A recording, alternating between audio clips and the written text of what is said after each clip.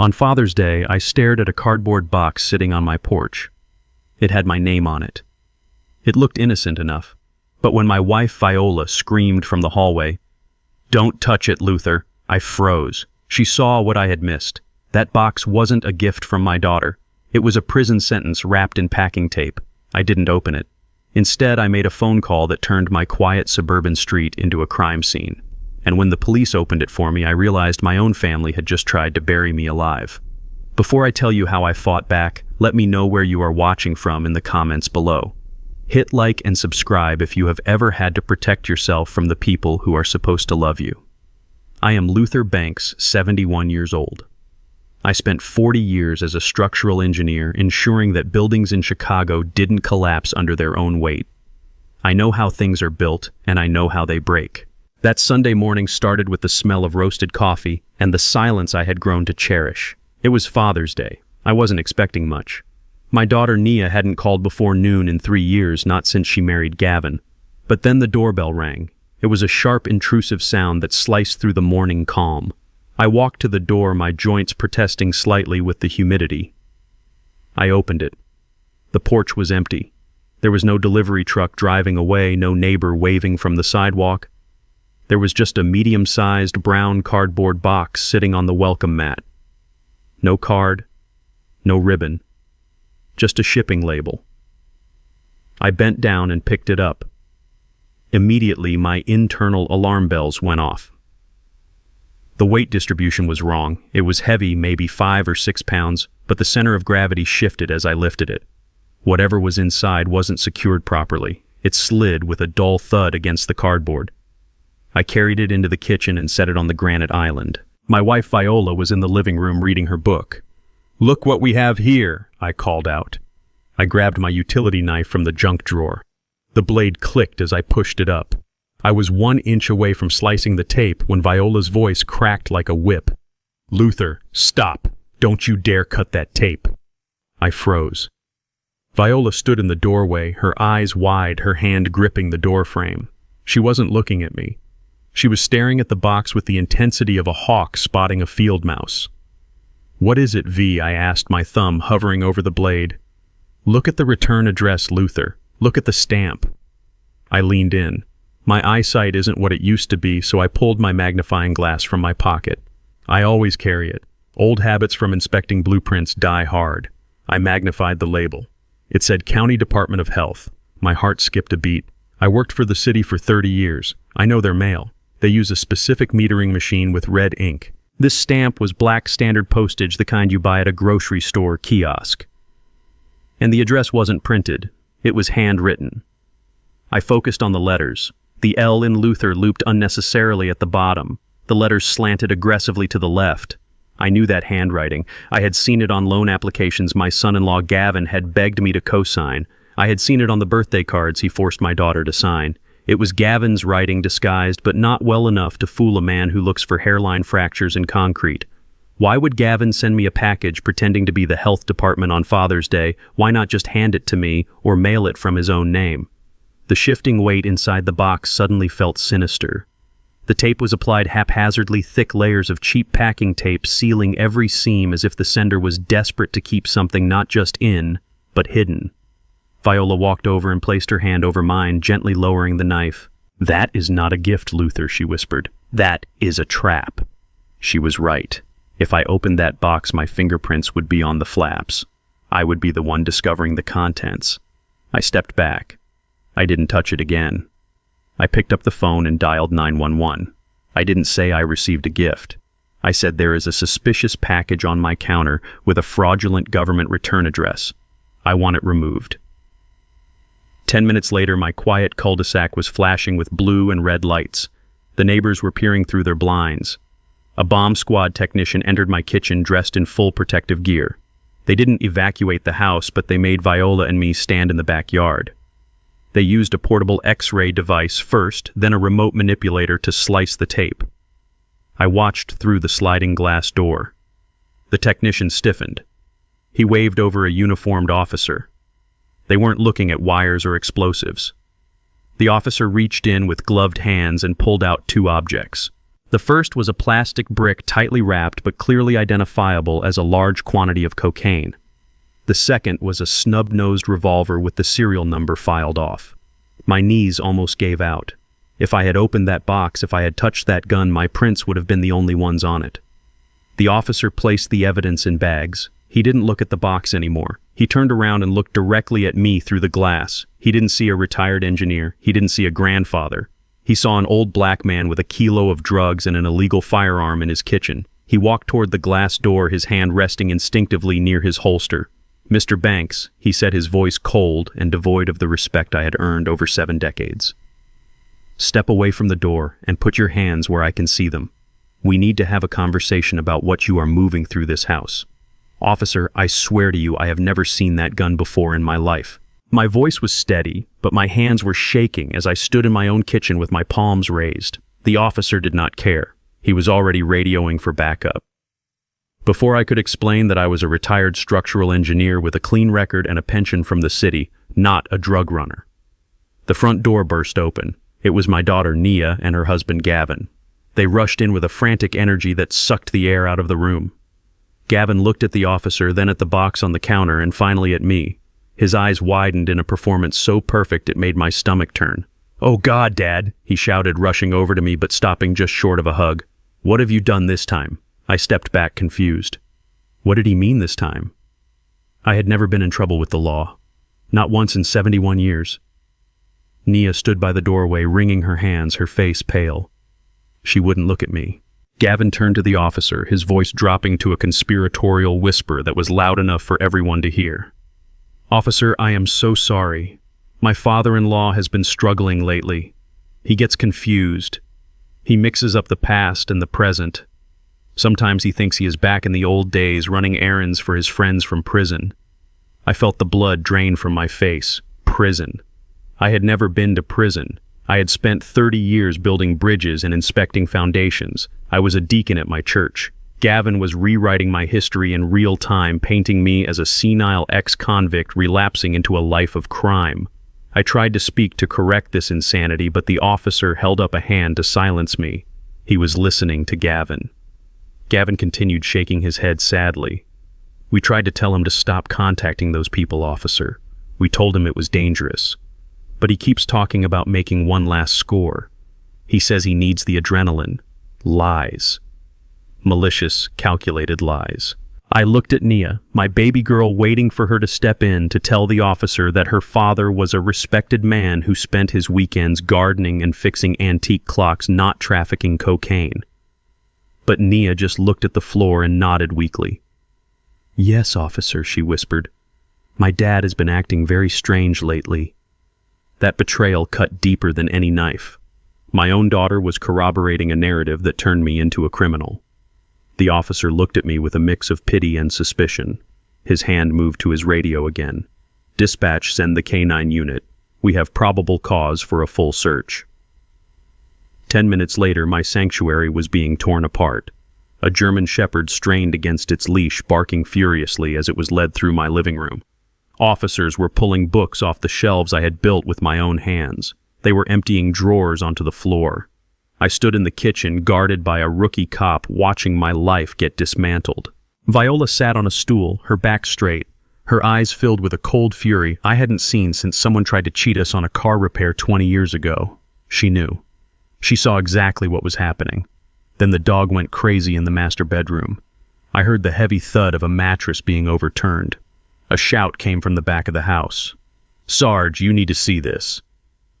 The sergeant walked out of my bedroom holding a large, clear evidence bag. Inside were stacks of cash, old bills, 10s and 20s, mostly bound with rubber bands. It looked like street money. Dirty money. I stared at it in disbelief. That was my bedroom. That was my bed.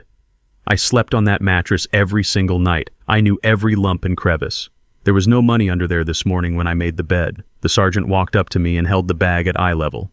$50,000 in cash, Mr. Banks. Care to explain why a retired engineer keeps 50 grand in small bills under his mattress? I opened my mouth, but no words came out. The logic of the trap was closing around me. The package, the gun, the drugs, and now the cash. It was a perfect tableau of a dealer's house. But then as the sergeant turned away, a scent wafted from the bedroom. It was faint, masked by the smell of the dog and the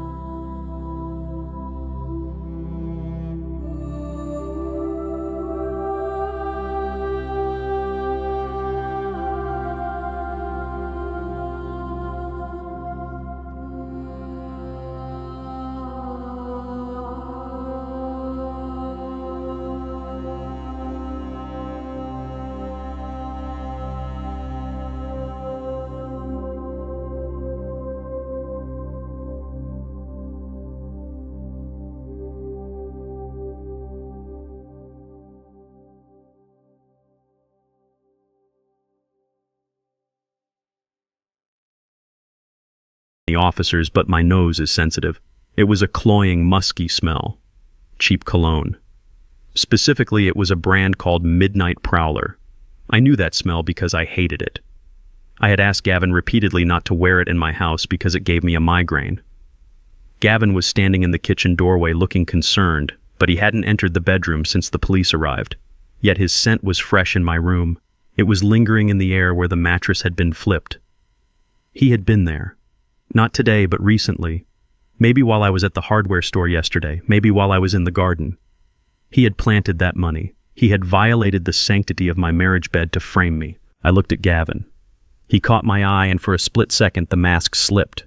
The corner of his mouth twitched upward. It wasn't a smile of relief. It was a smirk of victory. He knew I smelled him. He knew I figured it out, and he knew it didn't matter because the police had the cash. I felt a surge of righteous anger rising in my throat. I took a step forward, my fists clenching. "You son of a..." I started to shout. I was going to tell them everything. I was going to scream about the cologne, about the lies, about the fact that Gavin hadn't held a steady job in 2 years. The phone in my pocket vibrated violently. It was the emergency line I had set up with my old friend Alistair Wright. Alistair was the best defense attorney in Chicago, a man who could argue with a brick wall and win. I had texted him the moment I saw the gun in the box. I pulled the phone out before the rookie could stop me and answered. "Put it on speaker," the officer ordered. I hit the button. Alistair's voice boomed out deep and commanding like the voice of God himself. "Luther, do not say a single word." I opened my mouth to explain, but Alistair cut me off. I said, "Silence, Luther. I am listening to the police scanner. I know what they found. You are being set up. Anything you say right now will be twisted. Do not explain the money. Do not accuse anyone. They will arrest you for resisting if you get aggressive. Let them take you. I will meet you at the station." Silence. I clamped my mouth shut. Alistair was right. If I screamed at Gavin now, I would look like a violent, unhinged criminal. I would be playing the role Gavin had written for me. I took a deep breath and held my hands out. The sergeant nodded. He pulled a pair of metal handcuffs from his belt. The sound of them ratcheting tight around my wrists was the loudest sound in the world. It was the sound of my dignity being stripped away. "Turn around, Mr. Banks." They marched me out of my own front door. My neighbors, the Johnsons and the Garcias, were standing on their lawns watching. These were people I had shared barbecue with, people whose fences I had helped repair. Now they watched me being led away in cuffs like a common thug. I kept my head high. I looked straight ahead, refusing to show shame. As I passed the threshold, I looked back one last time. Viola was standing by the window, her hand pressed against the glass, her eyes promising war. And behind the police line, standing next to my weeping daughter, was Gavin. He wasn't looking at Nia. He wasn't looking at the floor. He was looking right at me. And as the officer pushed my head down to get me into the back of the patrol car, I saw Gavin smile. It was a full teeth-baring grin of a predator who thinks he has just taken down the biggest game in the forest. He thought he had won. He thought the game was over. But as the cruiser pulled away, I sat in the hard plastic seat and closed my eyes. I wasn't thinking about the cell awaiting me. I was thinking about the structural integrity of Gavin's plan. He had built it fast. He had built it on lies. And like any structure built without a solid foundation, it had cracks. I just had to find them and bring the whole thing crashing down on his head. The interrogation room was a cold, windowless box designed to strip a man of his dignity. I sat on a metal chair bolted to the floor, my hands resting flat on the table. Across from me, Detective Reynolds flipped through a file thick with photos of my kitchen, my bedroom, and the cash found under my mattress. He looked tired. He looked bored. He looked like a man who had already decided the ending of this story. "Mr. Banks, let's make this simple," Reynolds said, leaning back. "We found 50 grand in unmarked bills. We found a kilo of cocaine. We found a gun. At your age, do you really want to spend the rest of your life fighting this? Just give us your supplier, and maybe the DA goes easy on you." I looked at him with the patience I used to reserve for junior architects who tried to put load-bearing walls on top of floating floorboards. "Detective, look at the photos of the money bag," I said, my voice calm and level. Reynolds frowned but didn't look. "Look at the dust patterns," I continued. "Under my bed there is a layer of dust consistent with a 2-week cleaning cycle. But the bag itself, it is pristine. There is no dust on the plastic, no lint, no settling. That bag was placed there recently, within the last 24 hours. And the gun. Did you check the striations on the serial number filing? It was done with a high-speed rotary tool, likely a Dremel. I own hand tools, detective. I have never owned a Dremel in my life. Check my garage. Reynolds slammed the file shut. Enough with the CSI routine, Mr. Banks. You are not an engineer right now. You are a suspect in a major narcotics investigation. The physical evidence is overwhelming. We don't need your commentary on dust bunnies. We need a confession. I leaned back and closed my mouth. There was no point in arguing with a man who was looking at the surface cracks while ignoring the foundation sinking. I waited. 2 hours later, the door opened. It wasn't the detective. It was Alistair Wright. He looked impeccable in his charcoal suit, a sharp contrast to the drab gray of the station. He carried a briefcase and an air of absolute authority. "Get up, Luther," Alistair said. "You are leaving. Bail has been set." It was steep, but I covered it. "The DA wanted to hold you without bond, but I reminded him that you are 71 years old with a pacemaker and zero flight risk. However, there are conditions." A deputy entered the room carrying a black plastic device. He instructed me to roll up my pant leg. I felt the cold, hard plastic snap around my ankle. A green light blinked on. "House arrest, Mr. Banks," the deputy said. "You step outside your property line and this thing alerts us. We will be there in 5 minutes to drag you back to a cell. Do not test us." I stood up the device, heavy and shaming against my skin. It felt like a brand, a mark of ownership by the state. I walked out of the station with my head high, but inside I felt the structural integrity of my life groaning under the pressure. The ride home was silent. Alistair drove his black sedan with precision. "Luther," he said finally, his eyes on the road, "this is bad. They froze your accounts. All of them. The checking account, the savings, even the joint account with Viola. The prosecution is framing this as a RICO case, alleging that your assets are proceeds from illegal activities. You cannot access a dime. Not for groceries, not for bills, not for my fees." I turned to look at him, shock finally piercing through my calm facade. "Everything I asked, everything," Alistair confirmed. "You are financially paralyzed until we can prove the source of that cash was not you. And that could take months." When we pulled into my driveway, the house looked different. It wasn't a sanctuary anymore. It was a prison. The front door still had yellow police tape residue on the frame. I walked inside, my ankle monitor chafing with every step. Viola was sitting at the kitchen table staring at a stack of unpaid bills. She didn't cry when she saw me. She just stood up and held me. Her grip was iron. "We will fix this, Luther," she whispered. "We have been through worse. We survived the riots in '68. We survived the recession. We will survive this." But survival felt very far away when the front door opened 20 minutes later. It was Gavin. He walked in without knocking, as if he owned the place. He was wearing a new leather jacket and carrying a greasy paper bag from a fast food joint. He stopped in the doorway, looking at my ankle monitor, then up at my face. He didn't look scared anymore. He looked emboldened. He threw the bag onto the kitchen table. It landed with a heavy, wet thud right on top of the bills Viola had been sorting. "Dinner," he announced, his voice dripping with a false magnanimity. "Double cheeseburgers. Eat up while it is warm." I stared at the bag.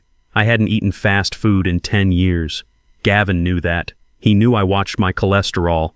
This wasn't a meal. It was an insult. "I am not hungry, Gavin," I said, my voice low. Gavin laughed, a sharp barking sound. "You better get hungry, Luther, because this is it. I just got off the phone with Naya. Since your accounts are frozen, we are going to have to make some changes around here. Someone has to manage the household expenses while you are indisposed. Since I am the man of the house now, I will be handling the finances." The man of the house.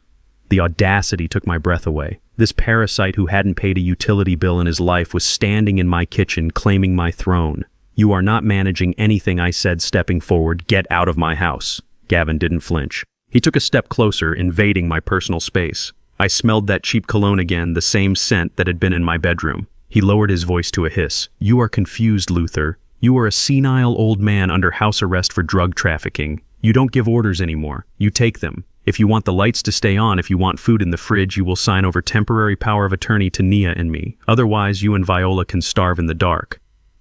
I wanted to strike him. My fist clenched at my side. I calculated the trajectory. A hook to the jaw would shatter his teeth. But I saw the glint in his eye. He wanted me to hit him. If I assaulted him while wearing an ankle monitor, I would go straight back to jail, and Viola would be left alone with these wolves. I forced my hand open. I took a deep breath. I didn't say a word. I just turned my back on him and walked to the sink to pour a glass of water.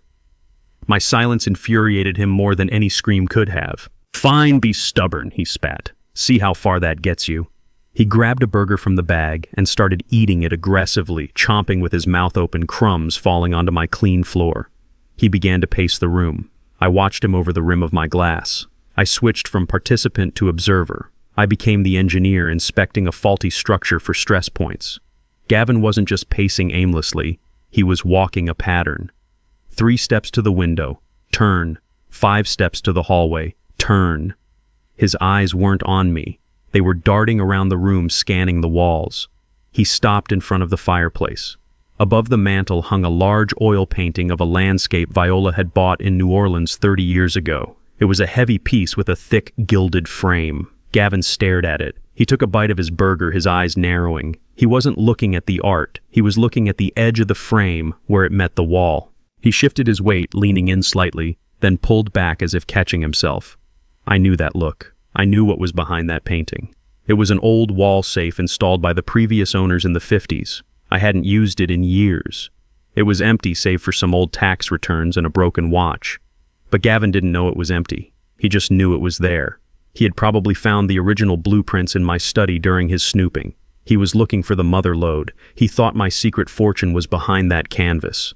I took a slow sip of water. My heart rate steadied.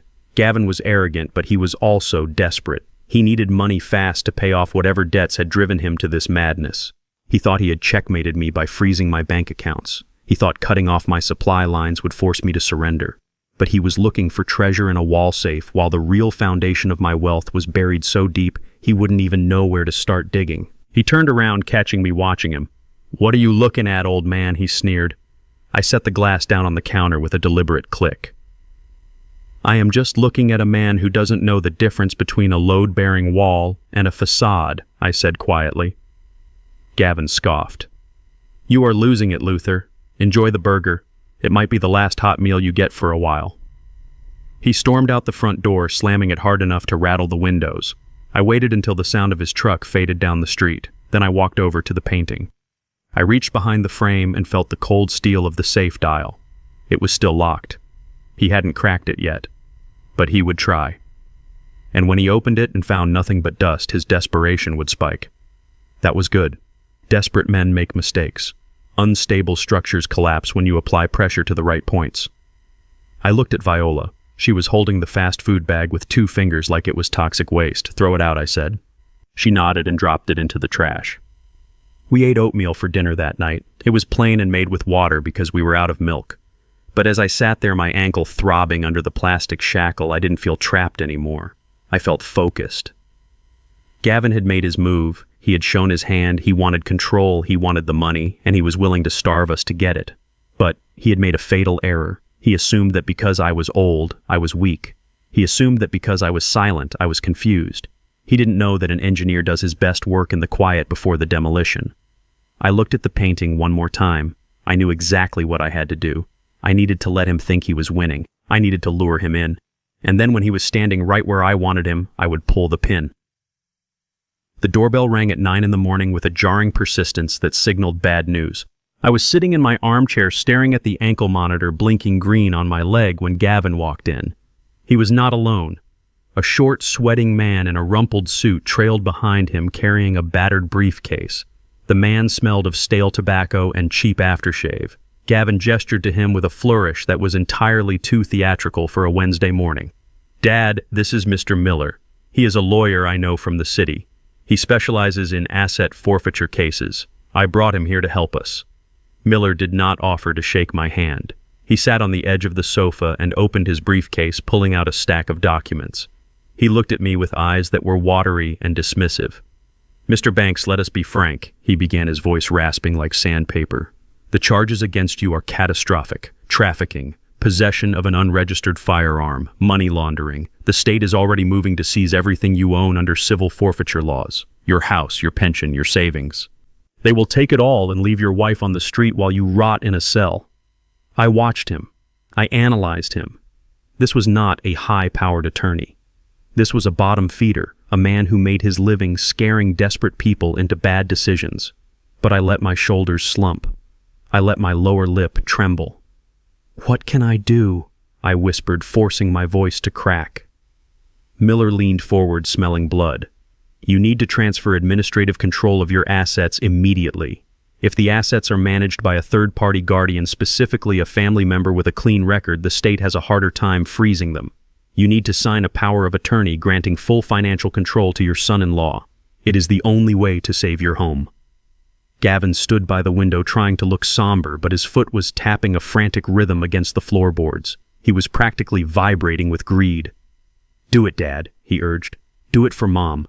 If you go to prison, at least, let me make sure she has a roof over her head." The audacity was breathtaking. He was threatening me with the very homelessness he intended to cause. But I nodded slowly, letting my head hang low. "Okay," I said. "Okay, save the house." Gavin rushed to the table and slammed the document down in front of me. It was a general durable power of attorney. I scanned the fine print. It gave him the power to sell real estate, access bank accounts, and liquidate investments. It was a license to steal. Gavin shoved a pen into my hand. "Sign right there at the bottom," he said, pointing to the line. I took the pen. I am right-handed. I have been right-handed for 71 years. My drafting hand was steady enough to draw blueprints for skyscrapers without a ruler. But in that moment, I switched the pen to my left hand.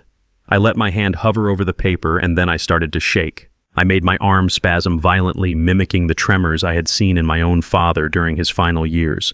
I watched Gavin's eyes. He wasn't looking at my hand. He was looking at the paper, waiting for the ink to hit the page. He was so blinded by the prize he didn't notice the mechanics of the deception. "I cannot hold it steady," I stammered, the pen dancing wildly over the signature line. "Just sign it," Old Man Miller snapped, losing his professional veneer entirely. "Just make a mark." I pressed the tip to the paper. I didn't sign Luther Banks. With a jagged, illegible scrawl, I wrote Luther Bunks. I changed the A to a U. It was a small structural flaw, a hairline fracture in the legal document. To the naked eye, it looked like the signature of a terrified, shaking old man. In a court of law, it was a forgery signed by a non-existent person. I dropped the pen as if exhausted. Gavin snatched the paper away instantly. He stared at the signature, his eyes wide. He didn't see the misspelling. He didn't see the wrong hand. He only saw the keys to the kingdom. "Perfect," he breathed. He looked at Miller and grinned. "We are done here." Miller stuffed the paper into his briefcase and stood up without a word. They walked out of the house without saying goodbye, without asking if we needed groceries, without checking if Viola was okay. They walked out like men who had just pulled off the heist of the century. That night, the house was quiet. The ankle monitor hummed its low electric frequency, a constant reminder of my cage. Viola and I lay in bed, the lights off the room illuminated only by the street lamp outside. She was rigid beside me, her anger radiating like heat. "They took it. Luther," she whispered in the dark. "They have the power of attorney. They are going to sell the house tomorrow. I know it." I reached out and took her hand. Her skin was soft, familiar, the only constant in my life. I squeezed it gently. "Let them try, Viola," I whispered back. My voice wasn't shaking anymore. It was the voice of the man who had built bridges across the Chicago River. "You saw me sign that paper, but you did not see what I signed. I used my left hand. I misspelled my name. That document is void ab initio. It is worthless." Viola turned her head on the pillow, her eyes searching mine in the shadows. "But Luther, even if the paper is bad, they will try to use it. They will go to the bank. They will go to the land title office. It will cause a mess." I smiled in the dark. "Let them go to the bank," I said. "Let them walk in there and present that paper to the manager. Do you know what they will find?" Viola shook her head. "They will find a ghost Viola, because Luther Banks does not own anything." She sat up slightly confused. "What are you talking about?" 5 years ago, I said quietly. 5 years ago, when Gavin first started talking about cryptocurrency when he lost his job and lied about it, I saw the cracks in the foundation. I saw that he was a load-bearing wall that was going to buckle. So I went to a different lawyer, a lawyer Gavin doesn't know. I created the bank's family trust. I transferred the deed to the house, the savings accounts, the investment portfolio, everything into the trust. You and I are the beneficiaries, but we are not the trustees. The trustee is an independent firm downtown. I paused, letting the weight of it settle. That power of attorney Gavin holds gives him control over the assets of Luther Banks, but Luther Banks owns nothing but the clothes on his back and a checking account with $200 in it. The house belongs to the trust. The money belongs to the trust. He has the key to a safe that has been empty for half a decade. Viola let out a long, slow breath, a sound of pure relief. "You never told me," she said. "I wanted to be wrong," I admitted. I wanted to believe that he would get better, that Nia would leave him, that I was just being a paranoid old engineer. But I prepared for the collapse anyway, because you do not wait for the building to fall before you reinforce the steel. Gavin thinks he is the Trojan horse. I said, closing my eyes. He thinks he has wheeled himself inside our walls, and tonight he is going to climb out and slaughter us while we sleep. But he doesn't know that he is not in Troy. He is in a testing facility, and I am about to turn on the crusher. The trap has snapped shut, Viola, but it didn't catch us.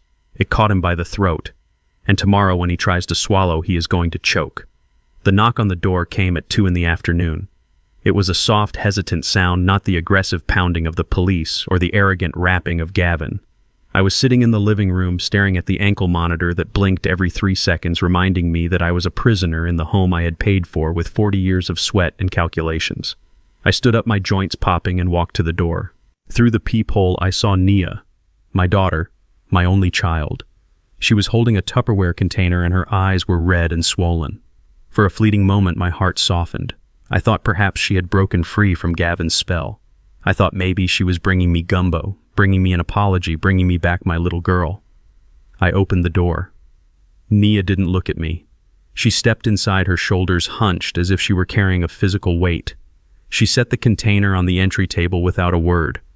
It was cold pasta salad from the grocery store deli, not a home-cooked meal. A peace offering bought for $4.99. She turned to me, and then she did something that froze the blood in my veins. She dropped to her knees. Right there on the hardwood floor I had refinished myself, she collapsed into a pile of sobbing fabric. "Daddy, please," she wailed, grabbing my hand with a desperation that felt wet and clammy. "You have to save us." I tried to pull her up. "Oh, get off the floor, Nia," I said, my voice gruff. "We are Banks. We do not beg." But she wouldn't stand. She clung to my hand, her nails digging into my skin. "You have to take the deal, Daddy. You have to plead guilty. Gavin says if you admit the gun and the drugs were yours, the prosecutor will go easy on you because of your age. You will just get probation, maybe house arrest for a year. But if you fight it, if you drag this out, they will come for everything." I stared down at the top of her head. The braids I used to plait when she was a child were now covered by a silk scarf I had bought her last Christmas. My brain tried to process the request. My daughter was asking me to confess to a felony. She was asking me to destroy my name, my reputation, and my freedom. Why, Nia? I asked, my voice trembling with a rage I could barely contain. Why would I confess to a crime I did not commit? Why would I destroy my life for a lie? She looked up then, and I saw the truth in her eyes. It wasn't love. It wasn't concern. It was terror. Pure, unadulterated terror. "Because we owe them, Daddy," she whispered. "We owe them $500,000. The number hung in the air like a toxic gas. 500,000. $500,000. I stepped back, pulling my hand from her grip. "Who is we, Nia? Who do you owe $500,000 to?" She hiccuped, wiping her nose on her sleeve. "Gavin. He tried to invest in crypto. He leveraged everything. He borrowed from private lenders, Daddy. Bad men. They aren't like the bank. They said if we don't pay by the end of the month, they are going to kill him. They sent pictures, Daddy.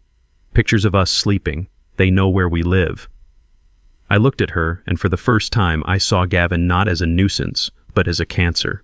He had metastasized. He had infected my daughter with his greed and stupidity, and now the disease was threatening to kill the host.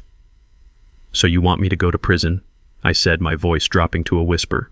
"You want me to become a felon so you can sell my house to pay off your husband's gambling debts? Is that it? You want to liquidate my life to save his?" Nia scrambled to her feet, wiping her face. "It is the only way, Daddy. The house is the only asset worth enough. If you go to prison or get probation, we get power of attorney. We can sell it quickly. We can pay them off. We can start over." "And what about me, Nia?" I asked. "What about your mother? Where do we go?" She looked at me, and then she said the words that severed the last thread of the umbilical cord. The words that turned my heart into a block of cold concrete. "Daddy, you are old," she said, her voice rising in a pitch of hysterical justification. "You are 71. You have lived your life. You had your career. You had your travels. You had everything. Gavin is young. I am young. We have our whole lives ahead of us. If you go to jail, it is just a few years. You can handle it. You are strong. But Gavin, he cannot survive this. You have to sacrifice for us. That is what parents do, right? You sacrifice. What is a little sacrifice when you are going to die soon anyway?" The silence that followed was absolute. The clock on the wall ticked. The refrigerator hummed. My heart beat a slow, heavy rhythm against my ribs. "You are old. You are going to die soon anyway." I looked at the woman standing in front of me. I looked for the little girl who used to sit on my lap while I read blueprints. I looked for the teenager I taught to drive in the church parking lot. I looked for the young woman I walked down the aisle. She was gone. This woman was a stranger who viewed my remaining years as a currency she could spend to fix her mistakes. I didn't yell. I didn't cry. An engineer knows that when a structure is compromised beyond repair, you do not try to patch it. You condemn it. I straightened my back. I felt the steel in my spine, the iron in my blood. I looked her in the eye and I saw her flinch because she didn't see her father anymore. She saw Luther Banks. "Get out," I said. "Daddy, please," she started. "Get out," I repeated, my voice flat and hard like a slate roof. "Take your pasta salad, take your husband's debts, and get out of my house." She stared at me, shocked that her emotional manipulation had hit a wall it could not breach. She grabbed her purse and ran out the door sobbing. I watched her go.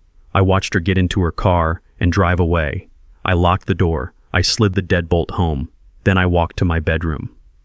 I went to the bottom drawer of my nightstand and pulled out a small black leather notebook. It was my estate planning book. In it was the handwritten draft of my will, the instructions for the trust, the distribution of assets. I turned to the page marked beneficiaries. At the top, written in my careful block lettering, was Nia Banks. I took a red pen from my pocket. I didn't hesitate. I didn't shake. I drew a single thick red line through her name. Then I wrote next to it, disinherited, reason attempted coercion and moral bankruptcy. I closed the book. I sat on the edge of the bed and listened to the silence of my empty house. It was a lonely sound, but it was better than the sound of a daughter telling her father that his life was over just because he had gray hair. I was not dead yet, and as long as there was breath in my lungs, I would not be a sacrifice on the altar of Gavin's greed. They wanted a victim. Instead, they had just created an enemy, and they were about to learn that this old building still had a few trapdoors they knew nothing about. Hunger is a powerful motivator, but paranoia is a better survivalist. It had been 24 hours since I had eaten a full meal. My stomach was cramping, twisting into knots that made my hands shake. I was sitting in the dim light of the kitchen listening to the hum of the refrigerator when Gavin walked in. He was carrying a tray. On it sat a steaming bowl of tomato bisque and a glass of water. He placed it on the table in front of me with a smile that didn't reach his eyes. "I made you something warm, Dad," he said, his voice dripping with a synthetic kindness that made my skin crawl. "You need to keep your strength up. We cannot have you getting sick before your court date." I looked at the soup. It was a deep, rich red smelling of basil and cream. But beneath the comfort food aroma, my nose picked up something else. It was faint, a subtle chemical undertone that a layman might have missed. But I spent 30 years working around industrial solvents and chemical compounds. I knew the smell of contamination. It was metallic with a sharp, bitter edge like crushing raw almonds. It wasn't poison meant to kill me right there. It was a sedative. Likely a heavy dose of benzodiazepines crushed and stirred into the cream to mask the texture. Gavin wasn't trying to feed me. He was trying to sedate me. He needed me pliable. He needed me unconscious so he could move me without a fight. I looked up at him. He was watching me with an intensity that betrayed his anxiety. "Eat up," he urged. "It is good." I nodded slowly, picking up the spoon. I lifted it to my lips, my hand trembling, not from age but from rage. Just as the spoon touched my mouth, I let it slip. It clattered into the bowl, splashing soup onto the table. Oh, clumsy me, I muttered. I grabbed a napkin, and in the commotion I knocked the bowl over. The red liquid poured over the edge of the table and straight into the large potted fern that sat on the floor. Gavin shouted in frustration, "Damn it, Luther, look what you did!" I didn't answer. I stood up, clutching my chest. I let my eyes roll back in my head. I let my knees buckle. I collapsed onto the linoleum floor, my body convulsing in a rhythmic spasm that I had seen once when a construction worker touched a live wire. It was a performance born of desperation. I thrashed against the cabinets, knocking over a chair. Gavin didn't rush to help me. He didn't check my airway. He stood over me, watching with a cold, clinical detachment. He pulled out his phone. But he didn't dial 911. He dialed a number he had saved. "It is happening," he said into the receiver. "Bring the van. He is going down now." I lay on the cold floor, forcing my breathing to be shallow, forcing my muscles to go limp. Gavin nudged me with the toe of his boot. When I didn't react, he let out a sigh of relief. Finally, he whispered. 10 minutes later, I heard the vehicle pull into the driveway. It wasn't the wail of a siren. It was the heavy rumble of a diesel engine. I kept my eyes slit open just a fraction. 2 men entered the kitchen. They weren't paramedics. They wore gray jumpsuits with no insignias. They didn't carry defibrillators or trauma kits. They carried a straitjacket and a canvas stretcher. "Is he out?" One of the men asked, his voice rough like gravel. "He should be," Gavin replied. "He didn't eat the soup, but he had some kind of attack, maybe a stroke. Just get him out of here before the neighbors see." They lifted me onto the stretcher with zero regard for my comfort. They strapped my wrists and ankles down tight. They carried me out the back door, avoiding the front yard where Mrs. Johnson might be gardening. They loaded me into the back of a windowless white van. The interior smelled of bleach and old sweat. It was a transport for the unwanted. As the doors slammed shut, plunging me into darkness, I realized Gavin's plan had shifted gears. He wasn't waiting for the courts. He was erasing me. The ride was bumpy and long. I counted the turns, mapping the route in my head. Left on Main, right onto the highway. We were heading north, away from the city center, away from the legitimate hospitals. We were heading toward the industrial district where the zoning laws were loose and the oversight was non-existent. The van finally slowed, turning onto gravel. Through the partition, I heard the driver speak to a guard. "Delivery for Sunnyvale. Room 402. Sunnyvale." The name sounded like a retirement resort. The reality was a warehouse converted into a holding pen for the elderly whose families wanted to forget them. It was a place where valid medical licenses went to die and where a power of attorney was a death warrant. The doors opened and the humid air hit my face. I stayed limp. They wheeled me into a building that smelled of pine cleaner and despair. I heard moans from other rooms, the sound of a television blaring to cover the silence of neglect. A doctor with a stained lab coat met us in the hallway. He shone a light in my eyes. I didn't flinch. "Comatose or faking," he muttered. "Doesn't matter. Put him in isolation. We will start the chemical restraint protocol in the morning. Once I sign the incompetence papers, the son can sell the house." They wheeled me into a small room with padded walls and a single bolted-down bed. They began to strip me. They took my shoes. They took my belt. They took my wallet. This was the moment. This was the only chance I had. On my left wrist, I wore an old, bulky hiking watch. It looked like a cheap piece of plastic junk scuffed from years of gardening. The orderly reached for it. "Wait," the doctor said. "Check his pockets first. I need his insurance card." The orderly turned away to rummage through my pants, which were thrown on a chair. In that split second of distraction, I moved. My hand flew to the side of the watch. There were 4 buttons. I didn't press one. I pressed the top left and bottom right simultaneously and held them for 3 seconds. The watch gave a tiny, almost inaudible vibration against my wrist bone. It was a GPS beacon, a climber's failsafe. I had bought it years ago for hiking in the Rockies, but I had reprogrammed it with Alistair. It sent a single distress signal with my exact coordinates to his secure server. It was the Omega Protocol. It meant I have been taken. Come get me. The orderly turned back and ripped the watch off my wrist. He threw it into a plastic bin with my other effects. "Nice try, Grandpa," he sneered, though he didn't know what I had done. He thought I was just clinging to a keepsake. He didn't know I had just lit a flare that was burning bright on a digital map in a high-rise office downtown. They left me in the dark wearing a thin hospital gown, shivering on a plastic mattress. The lock clicked with a heavy finality. I lay there in the silence, listening to the retreating footsteps. Gavin thought he had buried me in a hole where no one would look. He thought he had won. But he didn't know that I wasn't just an old man in a cell. I was a beacon, and the cavalry was already on its way. I closed my eyes and visualized the signal traveling through the airwaves. I wasn't scared, I was ready. Because tomorrow, when they came to inject me with their chemical lobotomy, they were going to find that the patient had very powerful friends. I woke up to the hum of fluorescent lights that buzzed like trapped insects. My head throbbed. I was lying on a mattress that felt more like a slab of concrete covered in thin vinyl. I sat up slowly, testing my limbs. The room was small and sterile. The walls were padded with a beige material that smelled of old sweat and bleach. I looked toward the window. It was reinforced with heavy iron bars painted white to blend in, but I knew steel when I saw it. They were bolted into the structural frame of the building. There was no way out through there, not without a blowtorch. The heavy metal door clicked and swung open. A man in scrubs walked in. He wasn't the doctor who had admitted me.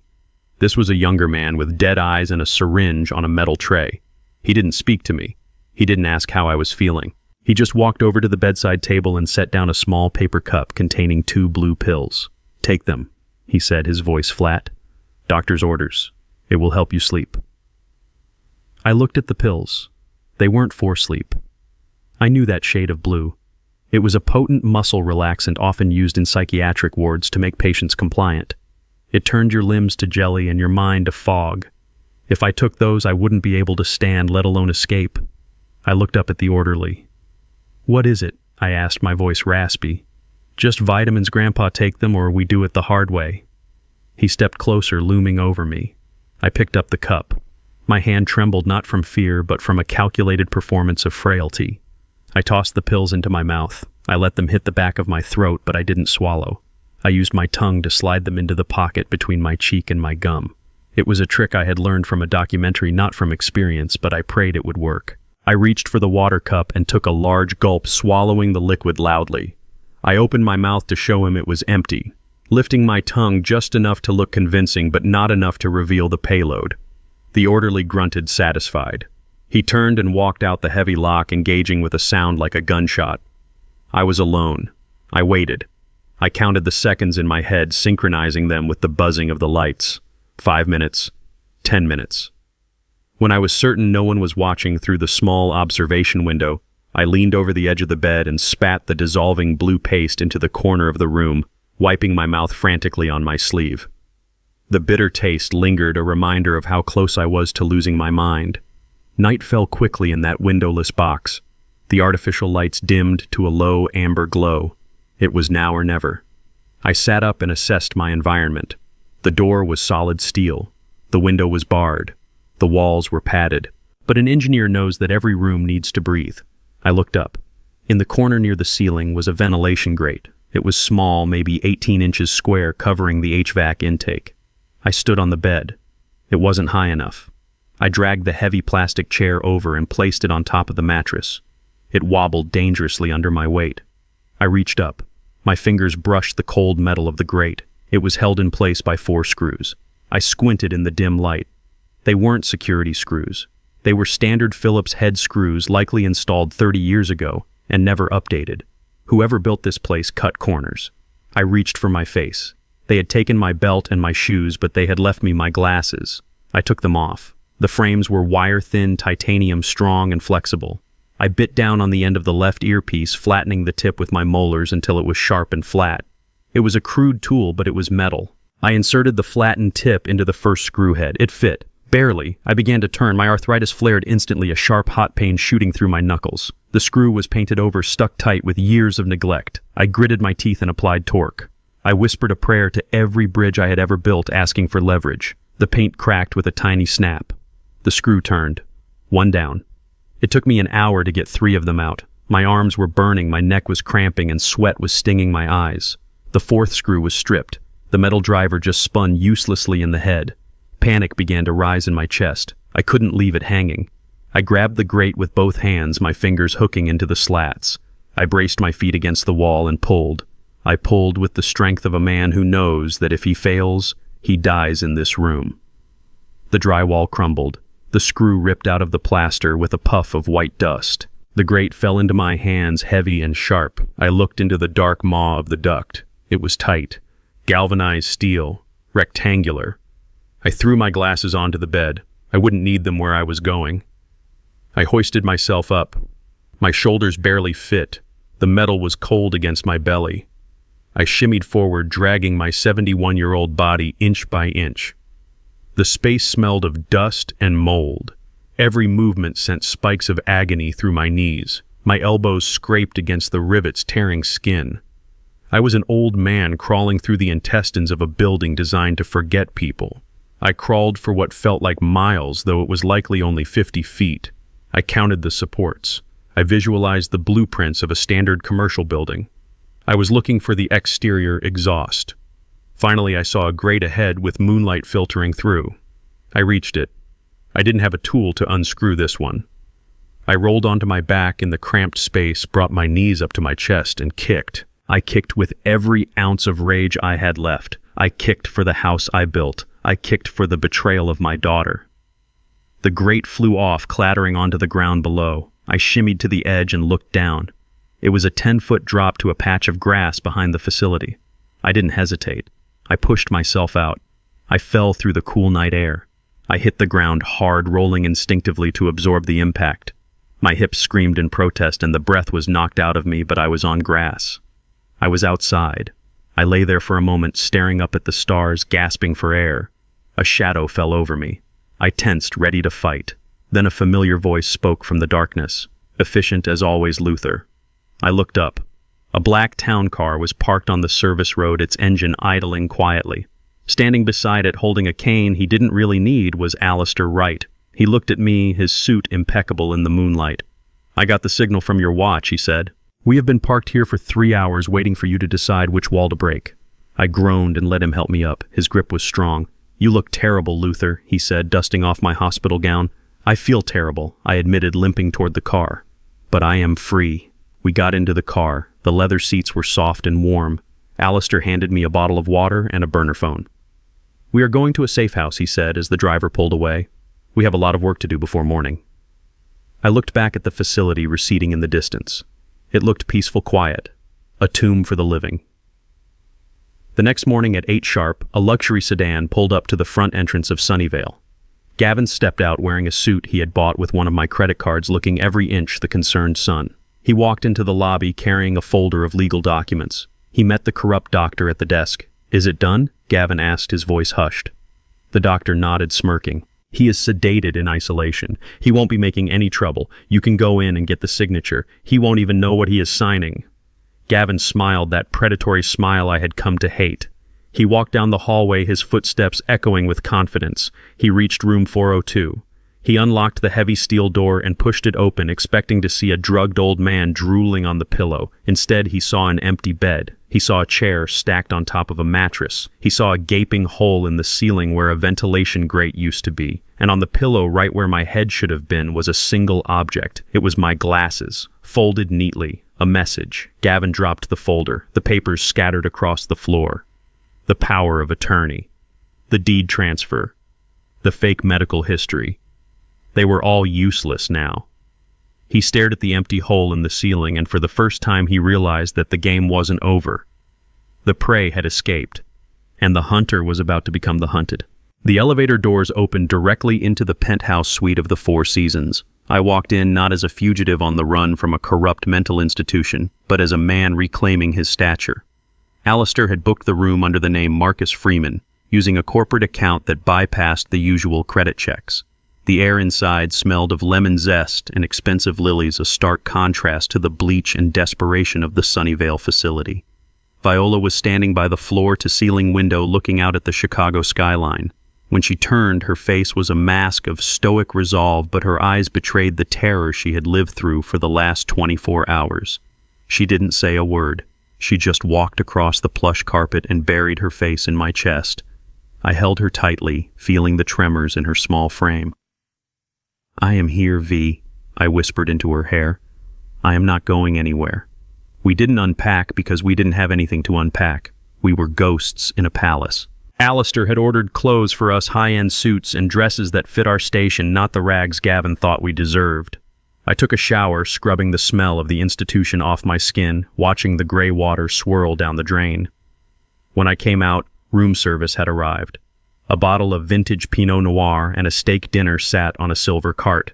I poured 2 glasses. My hand was steady. The wine tasted like iron and berries like victory. We sat on the velvet sofa, the city lights twinkling below us like a sea of diamonds. We were hidden in plain sight. Gavin and Naya thought I was wandering the streets confused and destitute. They thought I was eating out of garbage cans. Instead, I was cutting into a prime ribeye watching the world from the 50th floor. This was the calm before the demolition. I picked up the remote and turned on the large television mounted on the wall. I needed to see what they were doing. I needed to know the enemy's position.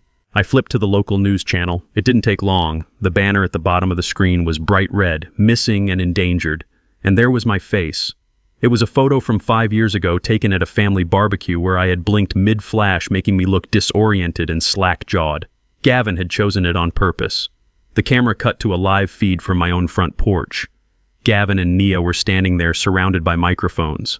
Gavin looked disheveled. His tie loosened his hair mussed perfectly to suggest a man on the edge of a breakdown. He was holding Naya's hand. Nia looked small and broken, wiping her eyes with a tissue.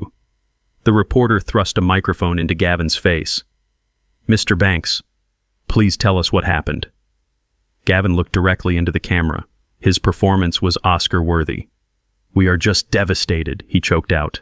"My father-in-law, Luther, has been struggling with dementia for months. We tried to get him help. We tried to keep him safe. But last night he became violent. He attacked a nurse and escaped from the care facility we placed him in. He is confused. He is paranoid. He believes his family is trying to hurt him. If you see him, please do not approach him. He may be armed. Call the police immediately." I took a sip of wine, feeling the cold liquid burn down my throat. He was painting a target on my back. He was turning every police officer and concerned citizen in the city into his personal bounty hunter. He was delegitimizing anything I might say in the future by labeling it as the ravings of a violent lunatic. But then Nia stepped up to the microphone and the knife twisted deeper. "Daddy, if you can hear this, please come home," she sobbed, her voice trembling. "We love you. We just want to take care of you. We know you are scared. Please let us help you." And to the public, she continued looking at the camera with wide, pleading eyes. "Because the search is so expensive and the medical bills are piling up, we have started a GoFundMe page to help bring Luther home. Please donate. Help us find my father before he hurts himself." I watched the ticker on the screen. The fund had already raised $8,000. My jaw tightened until my teeth ached. They were monetizing my destruction. They were using my name and my alleged insanity to grift strangers out of their money. They weren't just trying to find me to silence me. They were turning my disappearance into a profit center. Viola set her wine glass down on the marble table with a sharp clatter. "That girl," she whispered, her voice shaking with a mix of grief and fury. "That girl is dead to me, Luther. She stood there and lied to the whole city. She is begging for money to hunt her own father." I reached over and took the remote, muting the sound. I stared at Gavin's face frozen on the screen. He looked triumphant behind his mask of grief. He thought he had checkmated me. He thought that by controlling the narrative, he controlled the outcome. He believed that a 71-year-old man without a phone or a wallet would be helpless against the power of the media. I looked at Alistair, who was sitting in the armchair, tapping away on his tablet. "They want a wandering, senile old man," I said, my voice low and hard. "They want a spectacle. Let us give them one." Alistair looked up. "What do you have in mind, Luther?" I outlined the plan. It was an engineering solution to a communication problem. We needed to create noise, signal interference. We needed to flood their system with so much data that they couldn't filter the truth from the fiction. Alistair smiled, a wicked glint in his eye. He made a phone call to a contact he knew from his pro bono work with veterans. Within 2 hours, we had a team on the ground. We hired 15 men. Real homeless men, veterans who had been ignored by the city men who knew the streets better than any cop. We paid them $500 each cash. We gave them beige windbreakers and fedoras similar to the one I wore in the photo. And we gave them signs.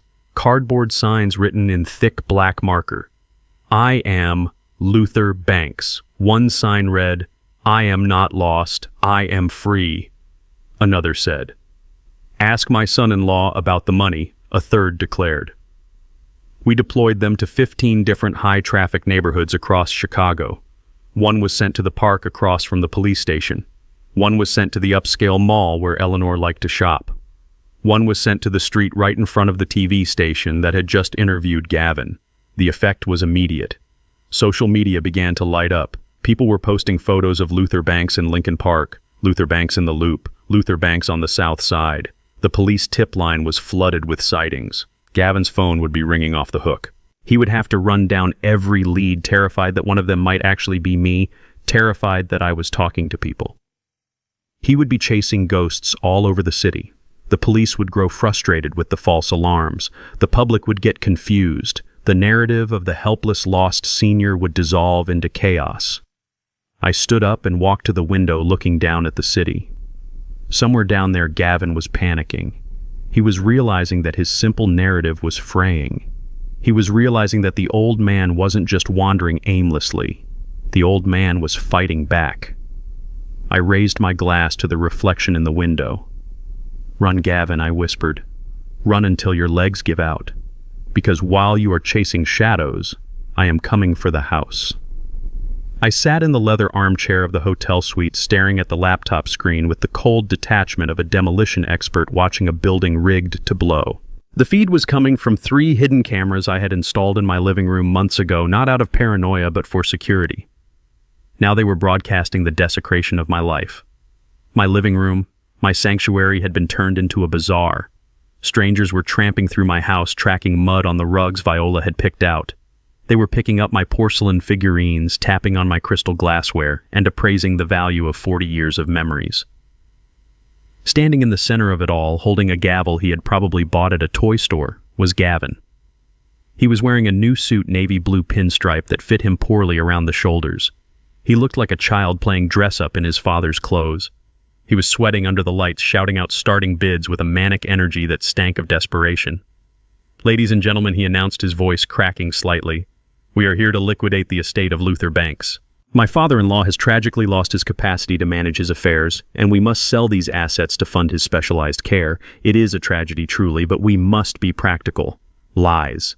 Every word was a structural failure. He didn't have the authority to sell a single spoon. The power of attorney was a forgery. The deed was in a trust. He was selling property he did not own to people who did not know they were buying stolen goods. But Gavin didn't care about legality. He cared about liquidity. He needed cash fast. The loan sharks were circling, and he was throwing my life overboard to keep his own head above water. I watched him sell Viola's silver tea set for a fraction of its value. I watched him sell my collection of first-edition engineering textbooks for pennies on the dollar. My heart hammered against my ribs, a rhythmic thud of rage. But I didn't call the police. Not yet. The police stop crimes. I wanted to create a crime so undeniable, so documented, and so catastrophic that Gavin would never see the outside of a prison cell again. I needed him to commit grand larceny on camera. I needed him to sign a contract. I picked up my burner phone and dialed a number. It connected to an earpiece worn by a man standing in my driveway. His name was Marcus, but for today he was Mr. Sterling. He was a former actor turned private security contractor, a man with a voice like velvet and a presence that screamed old money. He was my Trojan horse. "Go in," I said. On the screen I saw the front door open. The crowd parted instinctively. Marcus walked in wearing a beige linen suit and sunglasses he didn't remove indoors. He looked like he owned the block. He didn't look at the small items. He walked straight to the center of the room where Gavin had placed the centerpiece of the auction. It was a large, heavy wooden chest with brass fittings and intricate carvings. I had told Gavin years ago that it was a Civil War-era campaign chest worth $50,000. Gavin had believed me because Gavin believed anything that had a dollar sign attached to it. Marcus circled the chest, running a gloved hand over the wood. Gavin's eyes locked onto him. He smelled money. He stopped the auction for the toaster oven and hurried over. Sir Gavin said, his voice dropping to an obsequious purr. "You have an eye for quality. This is the crown jewel of the collection. Authentic 19th century. Marcus tapped his earpiece discreetly, appearing to adjust his glasses. I fed him the line. "Ask him about the provenance," I whispered. "Ask him for the papers." "Do you have the provenance?" Marcus asked, his voice bored. "The authentication papers." Gavin didn't blink. Of course he lied, smooth as oil. "My father-in-law kept immaculate records. We have the certificates in the safe. We can provide them upon transfer of funds. Liar. There were no papers because there was no antique. I had built that chest myself in the garage 10 years ago using distressed pine from Home Depot and brass handles I bought on eBay. I had stained it with tea and vinegar to age it and beat it with a chain to create wear marks. It was a theatrical prop, a woodworking experiment. It was worth maybe $200 in materials. But to a greedy man, it looked like a gold mine. I will open the bidding at $5,000, Marcus said. Gavin's eyes bulged. 5,000. He looked around the room. Does anyone hear 10? Silence. The neighbors knew I built furniture. They probably recognized the wood, but they were too polite or too confused to speak up. 10,000, Marcus said, raising his own bid. I want it. I do not have time for games. Gavin was practically vibrating. 10,000. Going once. 15, I whispered into the phone. 15,000, Marcus said. But I want to take it now. Today. Gavin looked like he might faint. $15,000 was enough to keep his knees unbroken for another month. Sold, he shouted, slamming the gavel down so hard it chipped the finish on my dining table. Sold to the gentleman in the linen suit. Marcus didn't smile. He pulled a checkbook from his pocket. I will write you a check. Gavin stopped him. No checks, he said quickly. Cash or wire transfer only. Immediate release of funds. We have had issues with banks freezing assets due to the legal nature of the conservatorship. It was a clumsy lie covering the fact that he couldn't cash a check made out to Luther Banks. Marcus looked at him over the rim of his sunglasses. I can have a courier bring cash within the hour, but I need a bill of sale, a binding contract stating that you have the legal right to sell this item and that you guarantee its authenticity. I will sign anything you want, Gavin said, his greed overriding every survival instinct he possessed. An hour later, I watched on the screen as a messenger bag was placed on my dining table. It contained $50,000 in prop money that Alistair had acquired from a movie supply house. To the naked eye, it looked real. To the touch, it felt real. Gavin didn't check the serial numbers. He just saw stacks of green. He signed the document Marcus presented with a flourish. The document was a confession. It stated clearly that Gavin claimed sole ownership and authority. It stated he was selling an antique of high value. By signing it, he was committing fraud, forgery, and theft by deception all in one ink stroke. Marcus handed over the bag. Gavin clutched it to his chest like a newborn baby. Pleasure doing business with you, Marcus said. Two burly movers came in and hauled the fake chest away. As soon as the door closed, Gavin didn't call the nursing home to pay for my care. He didn't call Nia. He pulled out his phone and dialed a number I didn't recognize. I looked it up later. It was a high-end car dealership. Yeah, he said into the phone, his voice trembling with adrenaline. I have the down payment. I want the Porsche, the black one. I am coming down right now. I sat back in the hotel room and took a sip of cold water. He had just sold a piece of pine lumber for 50 grand. He had committed a felony on camera, and now he was going to blow the evidence on a sports car. The sheer stupidity was almost insulting. He thought he was a criminal mastermind. He didn't realize he was just a rat who had taken the cheese and snapped the bar right across his own neck. I closed the laptop. The trap was full. Now it was time to dispose of the pest. The heavy oak door of the hotel suite opened, and Alistair walked in. He wasn't smiling. Usually when he found a crack in the opposition's case, he had a certain bounce in his step, a glint of victory in his eyes. Today he looked heavy. He looked like a man carrying a burden he didn't want to deliver. He placed a thick manila envelope on the coffee table in front of me. It sat there like a loaded weapon. Viola was sitting by the window reading her Bible, but she closed it immediately, sensing the shift in the room's atmosphere. Luther Alistair said, his voice low and grave. We thought we knew what we were dealing with. We thought Gavin was a desperate man trying to pay off bad debts. We thought he was a gambler, a failed investor, a leech. We were wrong. He isn't just incompetent. He is methodical, and he isn't doing this alone. I stared at the envelope. My hands felt cold. What did you find, Alistair? Open it. I slid the photos out onto the marble table. They were high-resolution surveillance shots taken with a telephoto lens. The first few showed Gavin at a gas station filling up his truck. Nothing unusual, but the location stamp said Milwaukee, Wisconsin. That was 2 hours north. Gavin hated driving north. He complained about the tolls. The next photo showed him pulling into the driveway of a modest suburban house. It wasn't a crack den, it wasn't a casino, it was a family home with a tricycle on the front lawn. In the next image, the front door opened. A woman stepped out. She was young, maybe 25. She was blonde, pretty in a generic sort of way, and very pregnant. She wasn't just greeting him, she was kissing him. It was the kind of kiss you give a husband coming home from war. Familiar. Possessive.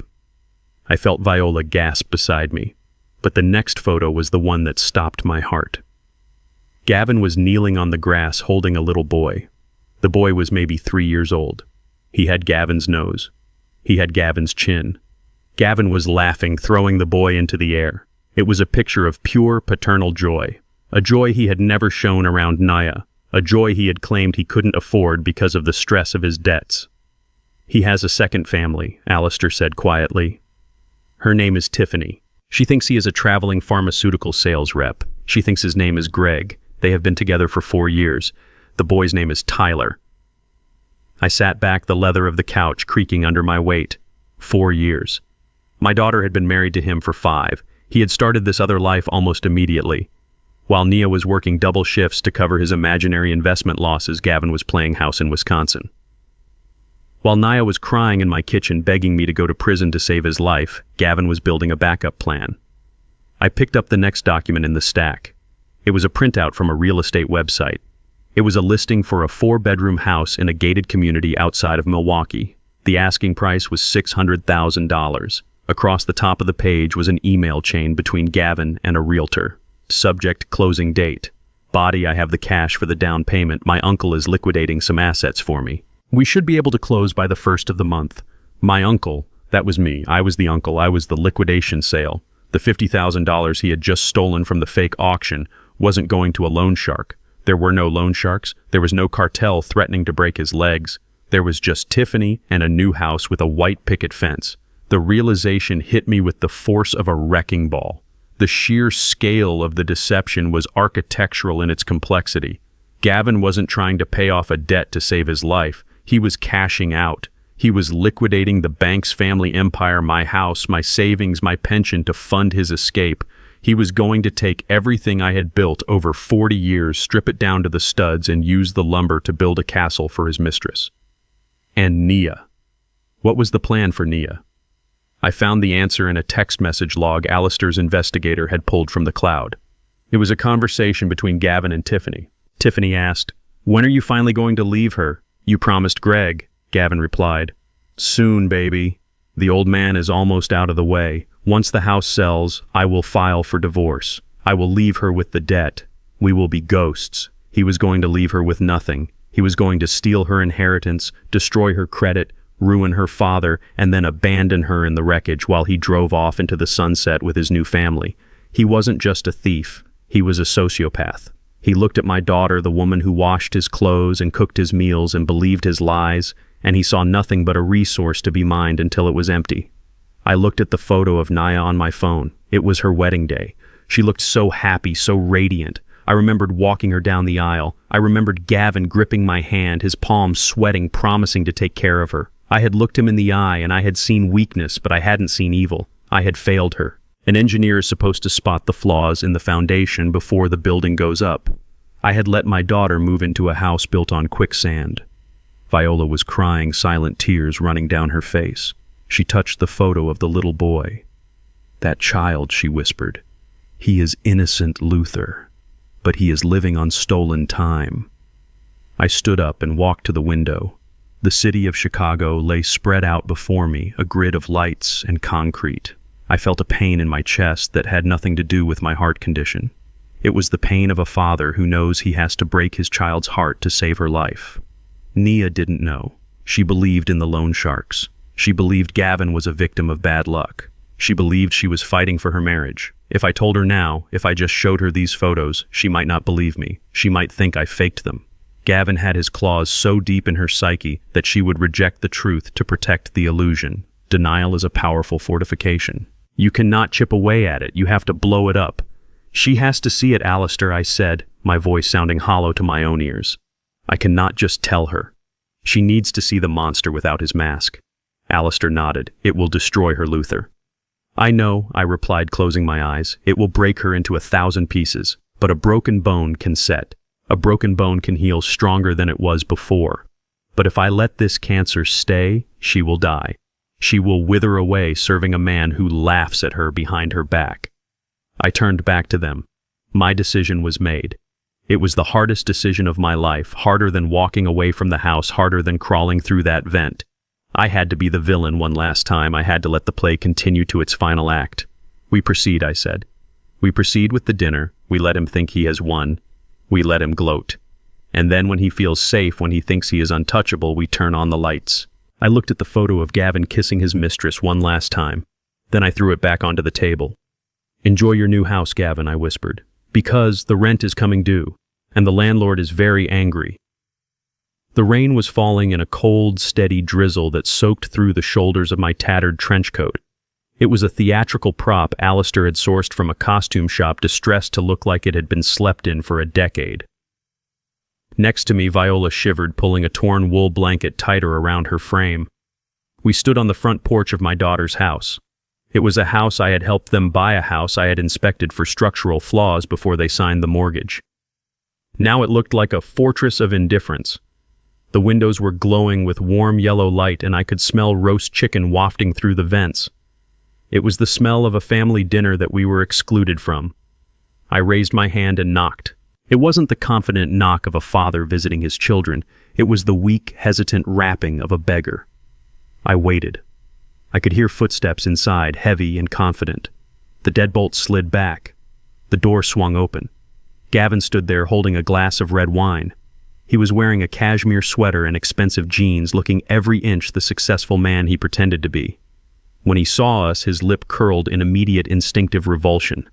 He didn't see his in-laws. He saw two dirty problems standing on his welcome mat. He started to close the door, but I jammed my foot in the jamb. "Gavin, please," I croaked, my voice rough with feigned exhaustion. "We have nowhere to go. The shelters are full. We haven't eaten in 2 days. Just a little food, please."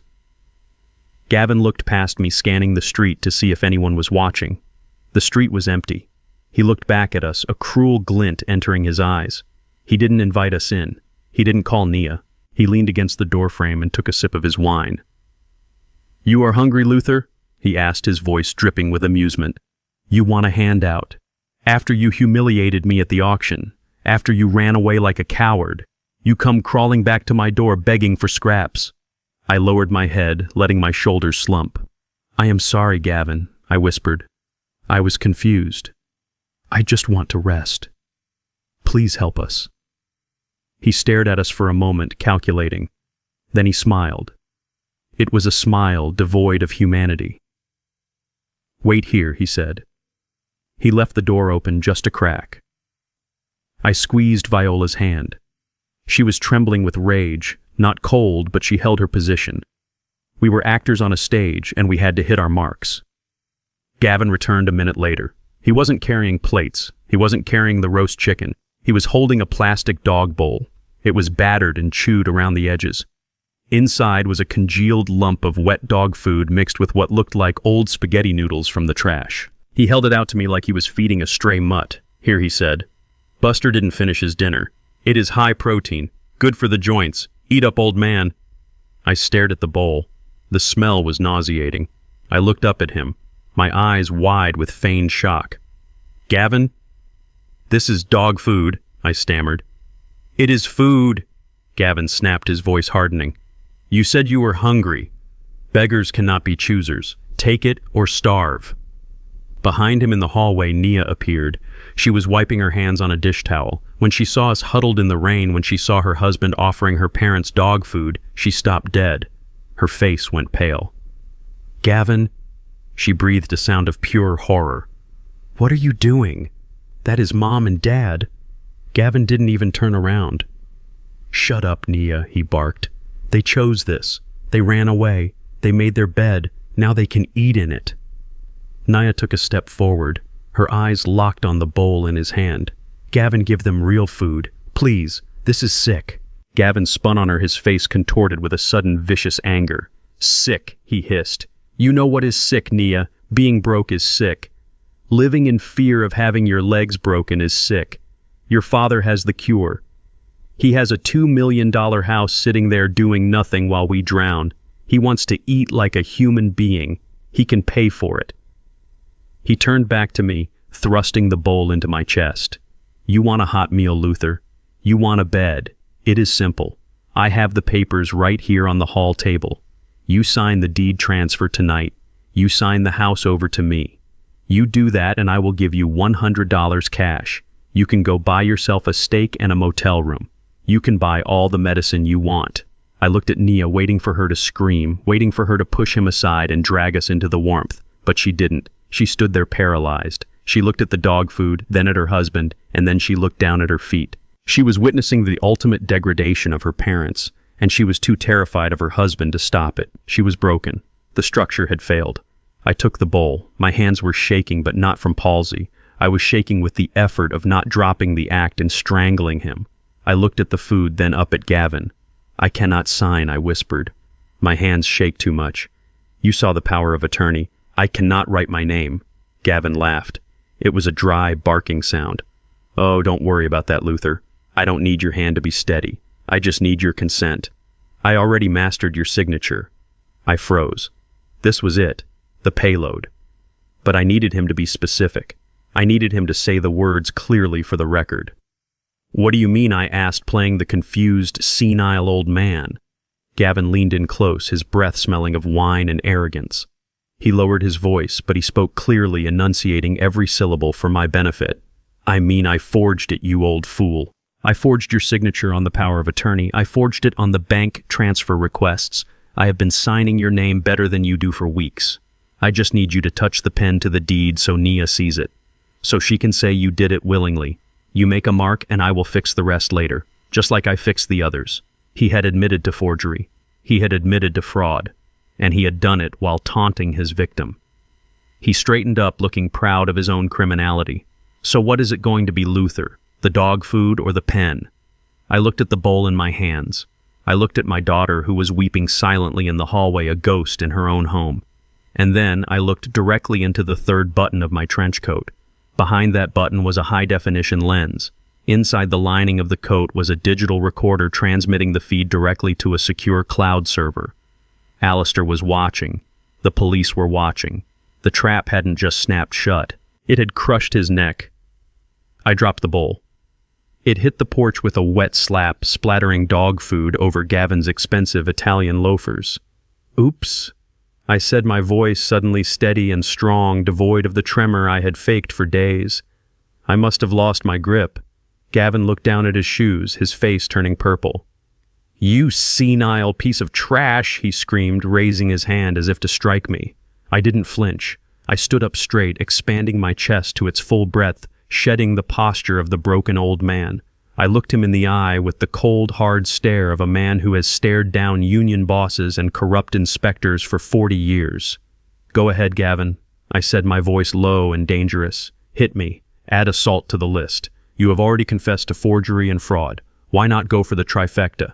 Gavin froze, his hand hovering in the air. He saw the change in my eyes. He saw the clarity. Confusion flickered across his face. What did you say? I reached up and tapped the button on my chest. I said, smile, Gavin. You are on camera. And you just gave the performance of your life. I turned to Viola, who was looking at him with a mixture of pity and disgust. Come on, V, I said, offering her my arm. Let us go get a real dinner. I think we are done here. We walked off the porch, leaving Gavin standing in the rain with dog food on his shoes and the realization slowly dawning on him that he had just signed his own confession. Nia watched us go from the doorway, her mouth open, her tears stopping as the shock set in. She realized then that the parents she thought were helpless were the only ones in control. And as we walked down the driveway to the waiting car, I knew that tomorrow morning when the sun rose over the city, the demolition would begin in earnest. The conference room at the downtown title company smelled of fresh coffee and expensive ink. It was a smell Gavin probably associated with victory, but to me it smelled like a trap waiting to spring. I was not in the room, but Alistair had a paralegal sitting in the corner pretending to be a notary assistant, and she was streaming the audio directly to my burner phone. I listened from the safety of the hotel room as Gavin sat at the head of the polished mahogany table. He was sitting across from Mr. Thorne, a legitimate real estate investor from New York who had flown in specifically for this property. Thorne was a man who dealt in cash and speed, and he had a briefcase open next to him containing a cashier's check for $2 million. Gavin was practically vibrating with adrenaline. I could hear the nervous tapping of his pen against the wood. He was minutes away from the payoff he had killed for. He was minutes away from taking my life's work, my Victorian home, with the hand-carved moldings and the garden Viola loved, and converting it into a getaway fund for his mistress. He was wearing his best suit, trying to look like a grieving son doing a difficult duty, but his greed was leaking out of his pores. I could hear him making small talk, trying to rush the process. So Mr. Thorne, once we sign the deed transfer, the funds are released immediately, correct? I need to settle my father-in-law's medical bills today. Thorne's voice was bored and transactional. Yes, provided the title is clean and your authority is verified. The check is cut. We just need the signatures. Gavin let out a breath he must have been holding for days. Excellent. I have the power of attorney right here. He slid the document across the table. The paper hissed against the varnish. That was the document I had signed with my left hand. The document where I had feigned a tremor so violent the pen had danced across the page. Gavin watched Thorne pick it up. He held his breath. He wasn't thinking about me. He wasn't thinking about Nia. He was thinking about the house in Milwaukee. He was thinking about erasing his debts and disappearing. He felt the weight of the $2 million as if it were already in his pocket. He reached for the deed, his hand shaking with anticipation. Just sign here, right? The heavy glass door of the conference room didn't just open. It exploded inward with a force that rattled the window panes. Alistair Wright stepped into the room. He didn't look like a lawyer in that moment. He looked like an avenging angel in a three-piece charcoal suit. Behind him stood Sheriff Miller, a man I had played poker with every Tuesday for 20 years, a man who knew the difference between a criminal and a victim. Stop!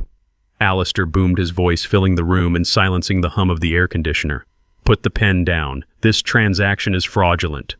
I heard the sound of a chair scraping violently against the floor. Gavin had jumped up. Who are you? He shouted, his voice cracking with panic. Get out of here. We are in the middle of a private closing. Security, get these men out. Alistair ignored him. He walked straight to the table and placed a large hand firmly on top of the deed covering the signature line.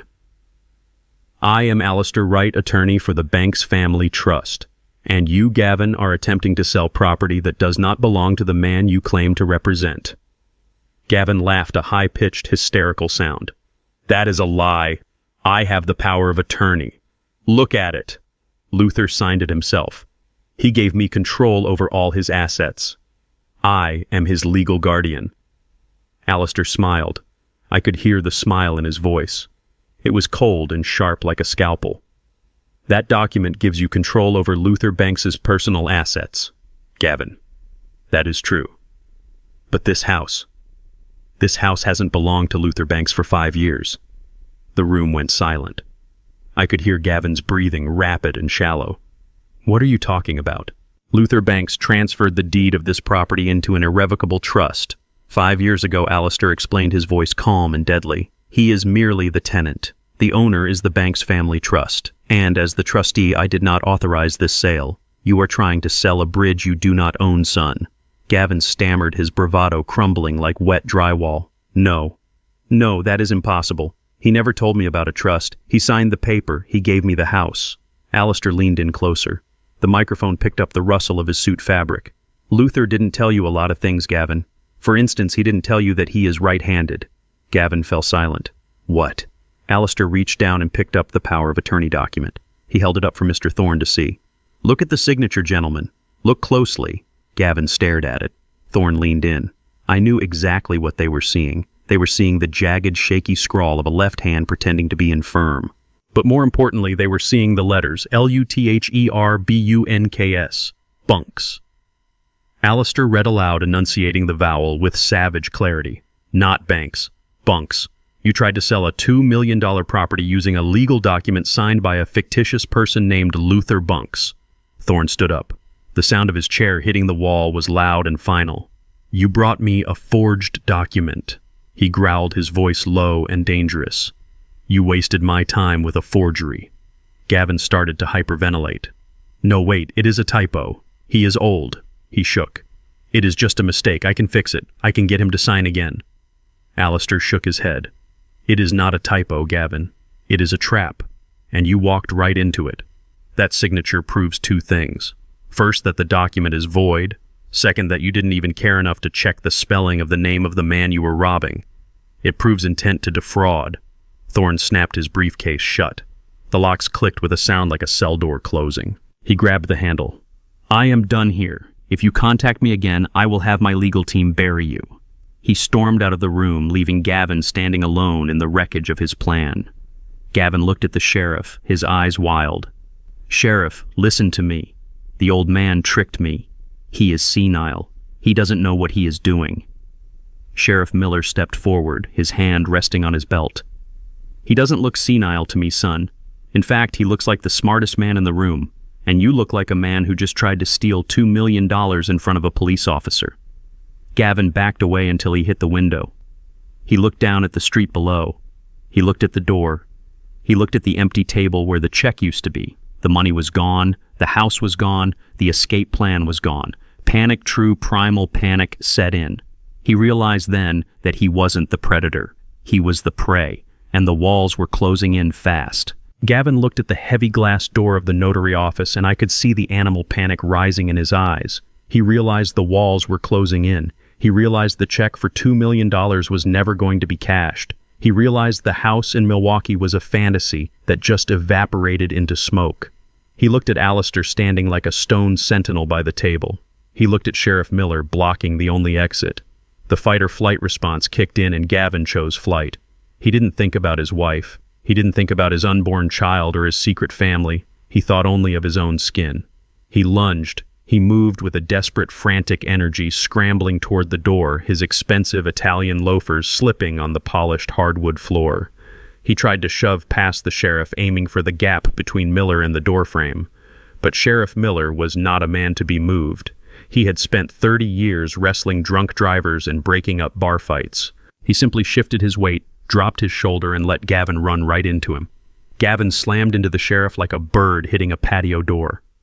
The impact knocked the wind out of him. He bounced off, stumbling back and crashing into a decorative plant stand, sending a fern sprawling across the floor in a shower of dirt and pottery. "Let me out!" Gavin screamed, his voice high and shrill. "I haven't done anything. This is a civil dispute. You have no right to hold me. I want my lawyer. I am leaving." He tried to scramble up to run again, but Miller placed a heavy hand on his chest, pinning him against the wall. "You are not going anywhere, son," Miller said, his voice calm and terrifyingly deep.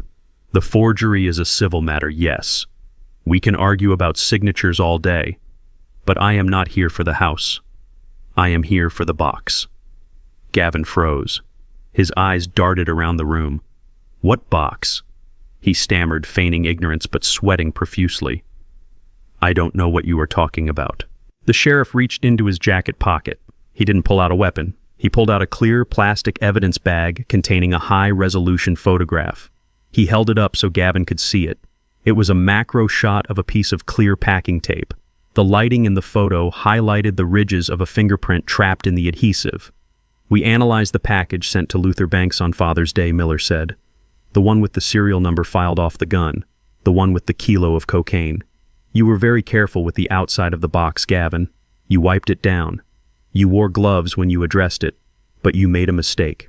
An amateur mistake. An arrogant mistake." Gavin stared at the photo, his breathing shallow and rapid. Miller continued, his voice relentless. "When you were taping the box shut, you struggled with the tape gun, didn't you? The tape got twisted. You weren't wearing gloves then, were you? You used your bare hand to pull the tape straight. You pressed your thumb against the sticky side, the adhesive side, to hold it taut while you smoothed it down onto the cardboard. And then you sealed it. You trapped your own fingerprint between the tape and the box. We lifted a perfect right thumbprint from the sticky side of the tape, Gavin. We ran it through the system. It matches you, not Luther. You." The logic was irrefutable. A fingerprint on the outside of a box could be explained away. You could say you handled the mail. You could say you moved it for your father-in-law. But a fingerprint on the sticky underside of the tape sealing the contraband inside could only be placed there by the person who packed the box. It proved possession. It proved intent. It proved manufacturing and distribution. You mailed a kilo of cocaine and an illegal firearm to a 71-year-old man, Miller said. You tried to frame him for a federal crime. That is not a civil dispute, Gavin. That is a felony with a mandatory minimum sentence of 20 years. The color drained from Gavin's face, leaving him looking gray and waxen. His mouth opened and closed, but no sound came out. The arrogance was gone. The bravado was gone. There was only the crushing weight of forensic science. He slumped against the wall, his legs giving out. He knew it was over. He knew there was no lawyer in the world who could explain away a fingerprint sealed inside the crime scene. Sheriff Miller spun him around. Gavin didn't fight. He was limp, a marionette whose strings had been cut. Miller pulled his arms behind his back. The sound of the handcuffs ratcheting shut was loud in the quiet office. Clack, clack. It was the sound of justice. It was the sound of a steel trap finally catching the rat. As the metal bit into his wrists, Gavin snapped. He didn't cry.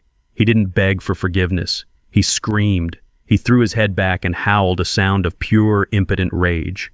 He set me up, he shrieked, struggling against the cuffs. The old man set me up. He made me do it. He drove me to this. Alistair watched him with cold eyes. Luther didn't make you do anything, Gavin. It is his fault, Gavin yelled, saliva flying from his mouth. He has millions. He has millions hidden away in a trust, and he watched us drown. He wouldn't give me a dime. He forced me to steal. He forced me to frame him. If he had just given me the money, none of this would have happened. He is the criminal. He is the one who ruined this family. He was blaming me for his own greed. He was blaming me for his own weakness. Even in handcuffs, he couldn't take responsibility. He truly believed he was the victim. He believed he was entitled to my life's work and that my refusal to hand it over justified his attempt to destroy me. Sheriff Miller shoved him toward the door. Save it for the judge, son. You have the right to remain silent, and I strongly suggest you start using it. They dragged him out of the office, past the stunned receptionist, past the empty table where the $2 million check had been. I watched on the video feed as they put him into the back of the cruiser. He was still screaming, still blaming the world for the consequences of his own actions. I closed the laptop. I didn't feel triumph. I felt a heavy, hollow sadness. The pest was removed. The structure was safe. But the damage to the family was catastrophic. And now I had to deal with the wreckage he left behind. The phone rang. It was Nia. The sliding doors of the precinct burst open and Nia marched in. She didn't look like the broken woman who had watched me eat dog food on her porch the night before. She looked like a hurricane of misplaced vengeance. Her hair was wild. Her eyes were swollen, almost shut from crying, and she was screaming my name before she even cleared the metal detectors. She didn't see a father who had just survived an assassination attempt. She saw the man who had put handcuffs on her husband. She lunged at me. A female officer stepped in to intercept her, but Nia was fueled by a hysterical strength. She shoved past the uniform and slammed her hands onto the table where I was sitting, giving my statement. You ruined everything! She shrieked, her voice cracking with the strain. You ruined my life, Daddy. Are you happy now? Gavin is in a cell because of you. They are talking about 20 years in prison. 20 years. He is my husband. He is the father of my children. How could you be so cruel? How could you set him up like that? I sat still. I didn't flinch. I watched her rant with a cold detachment that scared me a little. This was my daughter, my flesh and blood. But as she screamed accusations at me, blaming me for the consequences of Gavin's crimes, I realized she wasn't my daughter anymore. She was Gavin's accomplice. She was a woman who had chosen to stand by a man who had tried to frame her father for drug trafficking rather than face the reality that she had married a monster. She kept going, her words tumbling out in a frantic stream of denial. He told me what happened. He told me you tricked him into signing that paper. He told me you planted the tape. You are sick, Daddy. You are a vindictive, bitter old man who couldn't stand to see us happy. You hated him from the start because he is white, because he isn't an engineer, because he isn't you. You wanted to destroy him, and you didn't care if you destroyed me to do it. Well, congratulations. I hope your house keeps you warm at night, because you don't have a daughter anymore. I hate you. I hate you. She was shaking, vibrating with rage. The officer moved to restrain her again, but I held up a hand. Let her finish, I said, my voice flat. Let her say it all. Because I wanted her to be empty before I filled her up with the truth. I wanted her to have no defenses left. Nia took a sobbing breath, wiping her nose on her sleeve. Fix this, Daddy. Drop the charges. Tell them it was a misunderstanding. Tell them you gave him permission. If you don't, I swear to God, I will never speak to you again. I will change my name. I will erase you from my life. I looked at her. I looked at the desperation in her eyes. She truly believed she was fighting for love. She believed she was the heroine of a tragedy defending her misunderstood husband against a tyrant father. It was almost tragic how wrong she was. I reached into my coat pocket. I didn't pull out a tissue. I didn't pull out a checkbook. I pulled out the manila envelope Alistair had given me, the one labeled surveillance. It felt heavy in my hand, heavier than the gun in the box. I slid it across the metal table. It stopped right in front of her hands. "Open it, Nia," I said quietly. She stared at the envelope. "What is this?" "More lies. More fake evidence you manufactured. Just open it." She snatched the envelope up, tearing the flap open with angry fingers. She pulled out the stack of photos. She looked at the first one. It was Gavin pumping gas in Milwaukee. She frowned, confused. "So what? He travels for work. You know that. Keep looking." She flipped to the next photo. Gavin's truck in the driveway of the house with the white picket fence, the tricycle on the lawn. She paused. She didn't recognize the house, but she recognized the truck. Next photo. Gavin kissing Tiffany. It wasn't a friendly peck. It was a deep, passionate embrace. Gavin's hand was on the small of her back, a gesture of possession Nia knew well. Her breath hitched. Her hands started to tremble. Next photo. Gavin holding the little boy. Tyler. The boy looked exactly like Gavin. Same eyes, same chin, same laugh. Nia stopped. The screaming died in her throat. The rage evaporated, replaced by a confusing, terrifying silence. She stared at the photo of the child. Her brain was trying to reject what her eyes were seeing. "Who is this?" she whispered, her voice barely audible. "Who are these people?" "That is Tiffany," I said, brutally honest. "And that is Tyler. He is 3 years old. Gavin has been with her for 4 years, Nia. Almost as long as he has been married to you." "No," she whimpered. "No. He travels for sales. He goes to conferences. He goes to Milwaukee," I corrected. "He goes to his other family, and you paid for it. Look at the bank statements in the back." She fumbled with the papers, dropping half of them on the floor. She grabbed the bank records. Highlighted in yellow were transfers, thousands of dollars, money from their joint savings, money she had earned working double shifts at the hospital, money she thought was going to pay off loan sharks, payment to Milwaukee Pediatric Clinic, payment to Wisconsin Power and Light, payment to Zales Jewelers. She saw a receipt for a diamond necklace, dated last Valentine's Day. Nia hadn't received jewelry for Valentine's Day. She had received a card and a promise that things would get better once the debts were paid. "He bought her a car," I said, pointing to a photo of a new Honda CR-V parked in the driveway. "He used the money you saved for your fertility treatments, Nia. That is why he said you couldn't afford IVF this year, because he bought his mistress a car."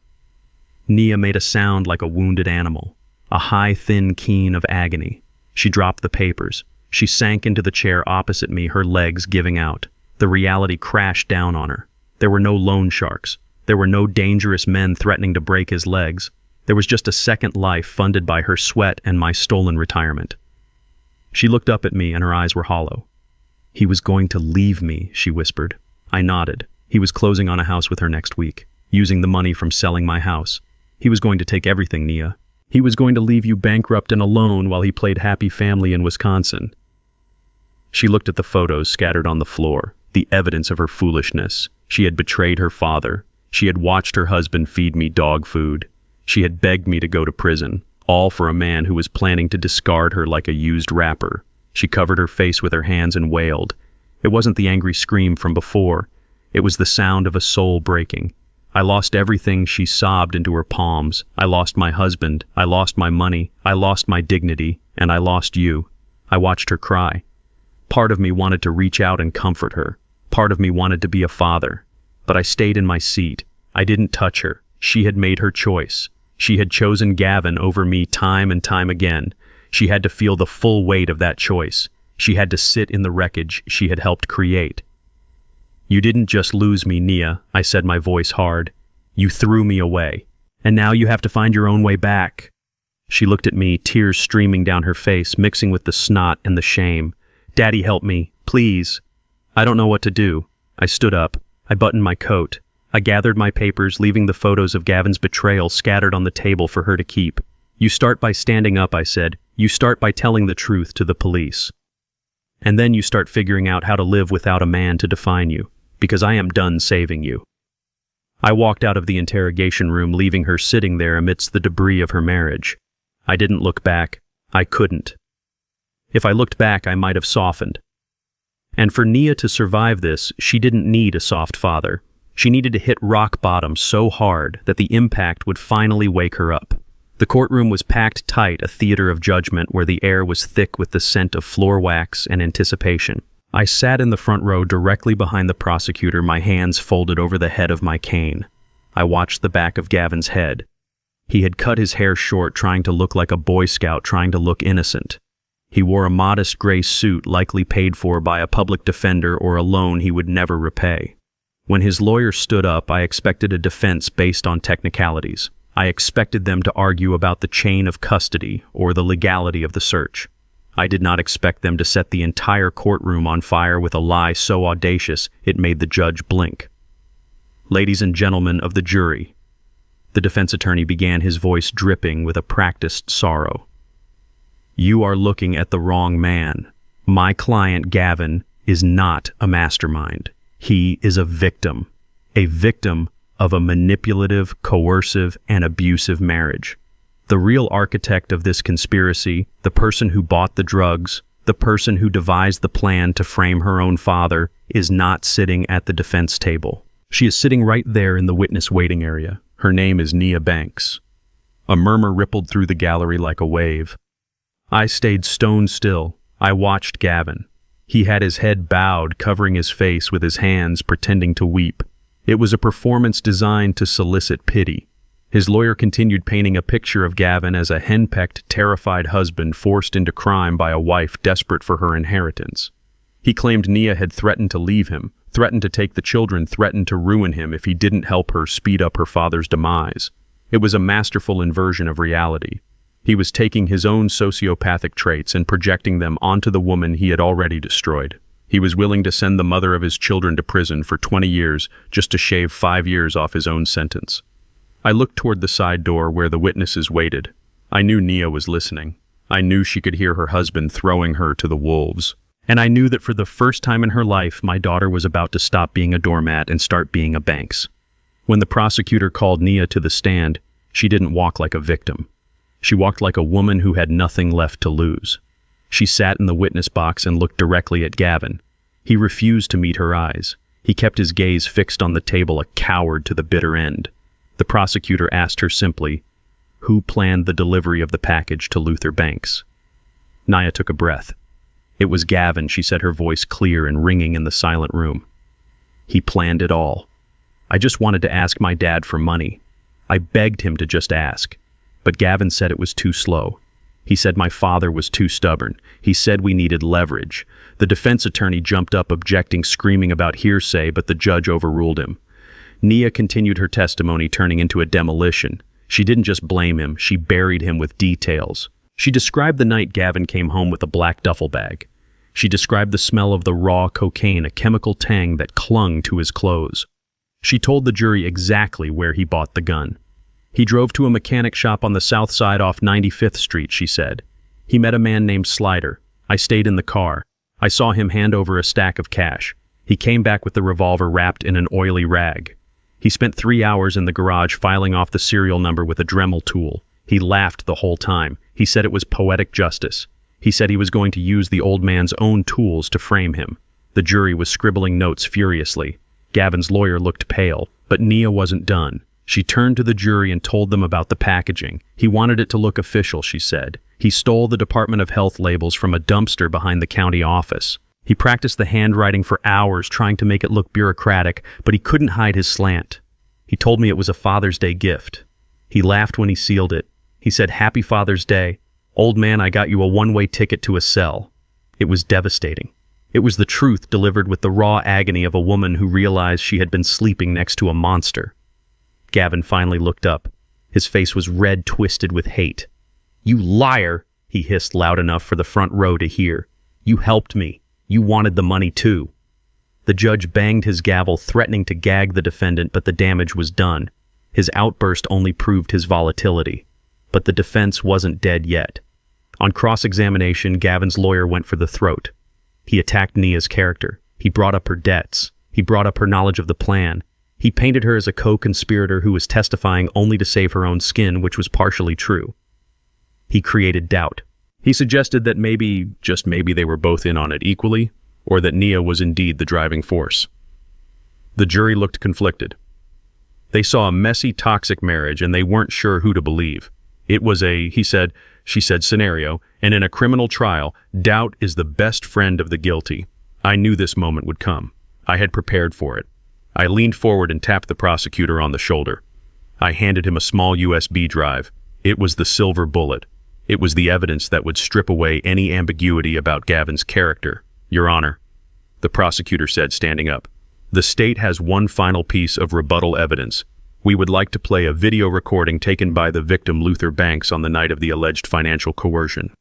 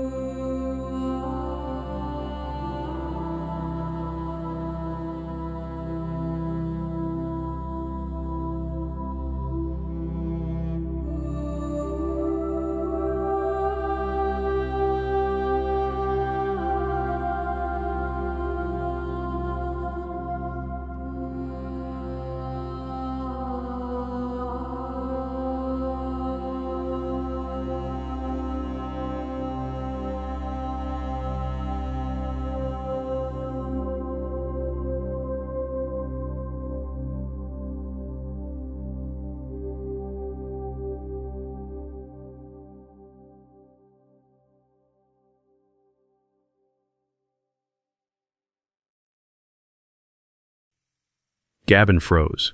He didn't know about the camera. He thought that night on the porch was just a private moment of cruelty. He didn't know he had been auditioning for his own conviction. The large screens in the courtroom flickered to life. The video was high definition and the audio was crystal clear. The jury saw two shivering figures standing in the rain. They saw me looking old and broken, wrapped in a blanket, begging for food. And then they saw Gavin. They saw him open the door holding a glass of wine, warm and arrogant. They heard his voice booming through the courtroom speakers, amplified and inescapable. "Beggars cannot be choosers," Gavin's digital avatar sneered. "Take it or starve."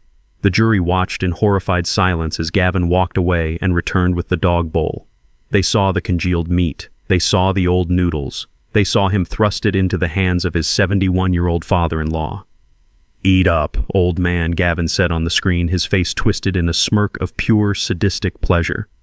Buster didn't finish his dinner. "It is high protein." A gasp went through the courtroom. It wasn't a murmur this time. It was a collective intake of breath, a physical reaction to the sheer inhumanity on display.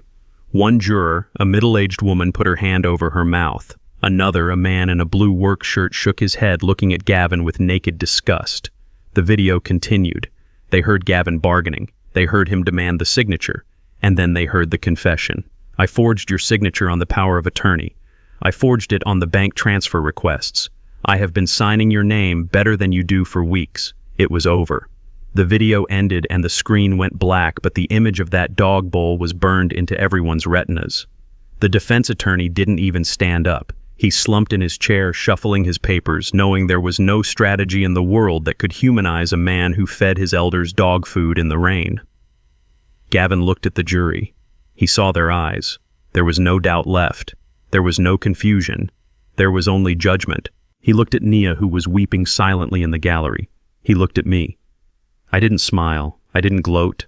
I just looked at him with the cold, steady gaze of a structural engineer who had identified the rot, removed the weak supports, and watched the entire corrupt edifice collapse under its own weight. He was buried, and he had dug the hole himself. The judicial system is a grinding machine, but it has gears that can be greased with the right amount of leverage. Despite the mountain of evidence against him, Gavin was granted bail. His lawyer argued that he was a first-time offender with strong community ties, and the judge set the bond at $100,000. Gavin didn't have that kind of money, but he knew people who did. He made a call to a bail bondsman on the south side, a man who charged exorbitant interest and required zero collateral other than a promise and a signature. Gavin walked out of the county jail at 4 p.m, clutching a plastic bag with his personal effects. He didn't look back. He didn't call Nia. He didn't call his parents. He had one goal and one goal only. He needed to get to his money, and he needed to get to Wisconsin. I was watching him, not physically but digitally. Alistair had placed a tracker on Gavin's phone months ago during the initial investigation, and Gavin, in his arrogance, had never changed the device. I sat in the hotel suite monitoring the little red dot moving across the map of Chicago. He didn't go home. He went straight to a 24-hour internet cafe near the bus station. He was smart enough not to use his own laptop, which was currently sitting in an evidence locker, but he wasn't smart enough to realize that his financial escape route had already been paved over. Gavin sat in a greasy booth surrounded by teenagers playing video games and typed furiously on a sticky keyboard. He was logging into a secure offshore account he had set up 6 months prior. This was where he had funneled the cash advances from the fraudulent credit cards. This was where he had deposited the money from selling my antique furniture on the black market. He believed he had a nest egg of nearly $60,000 waiting for him. Enough to grab Tiffany, enough to buy fake passports, enough to vanish into the ether. He thought he was Jason Bourne. He was about to find out he was just a broke thief with a Wi-Fi connection. He hit the enter key. I couldn't see his screen, but I knew exactly what he was seeing because I had the mirror access on my tablet. The page loaded, the bank logo appeared, and then the balance flashed on the screen. $0 and 0 cents. Gavin stared at the monitor. He blinked. He hit refresh. The numbers didn't change. 0. He hit the keyboard with his fist, causing the gamer next to him to jump. He tried to access the transaction history. He wanted to see where the money went. He clicked the tab and saw a single line item dated yesterday morning. Transaction type reversal. Reason fraudulent transfer clawback. Initiated by trustee. He froze. He didn't understand. He thought he had been so careful. He thought he was the only one who knew about this account. But he had forgotten the fundamental rule of engineering. You cannot build a structure on land you do not own. When Gavin opened that account, he used my social security number as a guarantor to boost his credit rating. He thought he was being clever using my good name to secure his getaway fund. But by connecting his secret account to my identity, he brought it under the umbrella of the bank's family trust. The moment the police charged him with identity theft and fraud, Alistair filed an emergency motion with the bank. It is called a clawback provision. It allows a victim of financial fraud to freeze and recover assets that were stolen or commingled with the criminal's funds. Because Gavin had used my identity to open the account, the law viewed every penny in it as mine. I hadn't just frozen the account, I had drained it. I had transferred every single dollar he stole back into the trust's holding account. Gavin slumped in the chair. He was hyperventilating. He checked his pockets. He pulled out the thick envelope of cash he had received from the auction, the $50,000 he got from Marcus for the fake chest. He had managed to hide it in a locker at the bus station before he was arrested. He still had that. He opened the envelope, his hands shaking desperately, needing to see the green faces of presidents to calm his nerves. He pulled out a bill. He looked at it. In the dim light of the auction, it had looked perfect. But here, under the harsh fluorescent glare of the cafe, he saw the truth. He saw the words printed in small font where the motto, "In God We Trust," should have been. For motion picture, use only. It was prop money, the highest quality Hollywood counterfeit money available, legally used for movies but useless at a car dealership or a border crossing. He flipped through the stack. They were all the same, $50,000 of paper, worthless. He let out a sound that was half laugh, half sob. He was broke, completely and utterly destitute. He had no car, he had no house, he had no illicit fortune. He didn't even have enough real money to buy a bus ticket to Milwaukee. He grabbed his phone, his fingers fumbling as he dialed a number. I knew who he was calling. It was his Hail Mary. It was Tiffany. The call connected. I listened in. "Tiffany, baby, listen to me," Gavin said, his voice high and frantic. "I am coming. I am on my way. Pack the bags. Get Tyler ready. We are leaving tonight." There was a silence on the line. Then Tiffany's voice came through, cold and distant.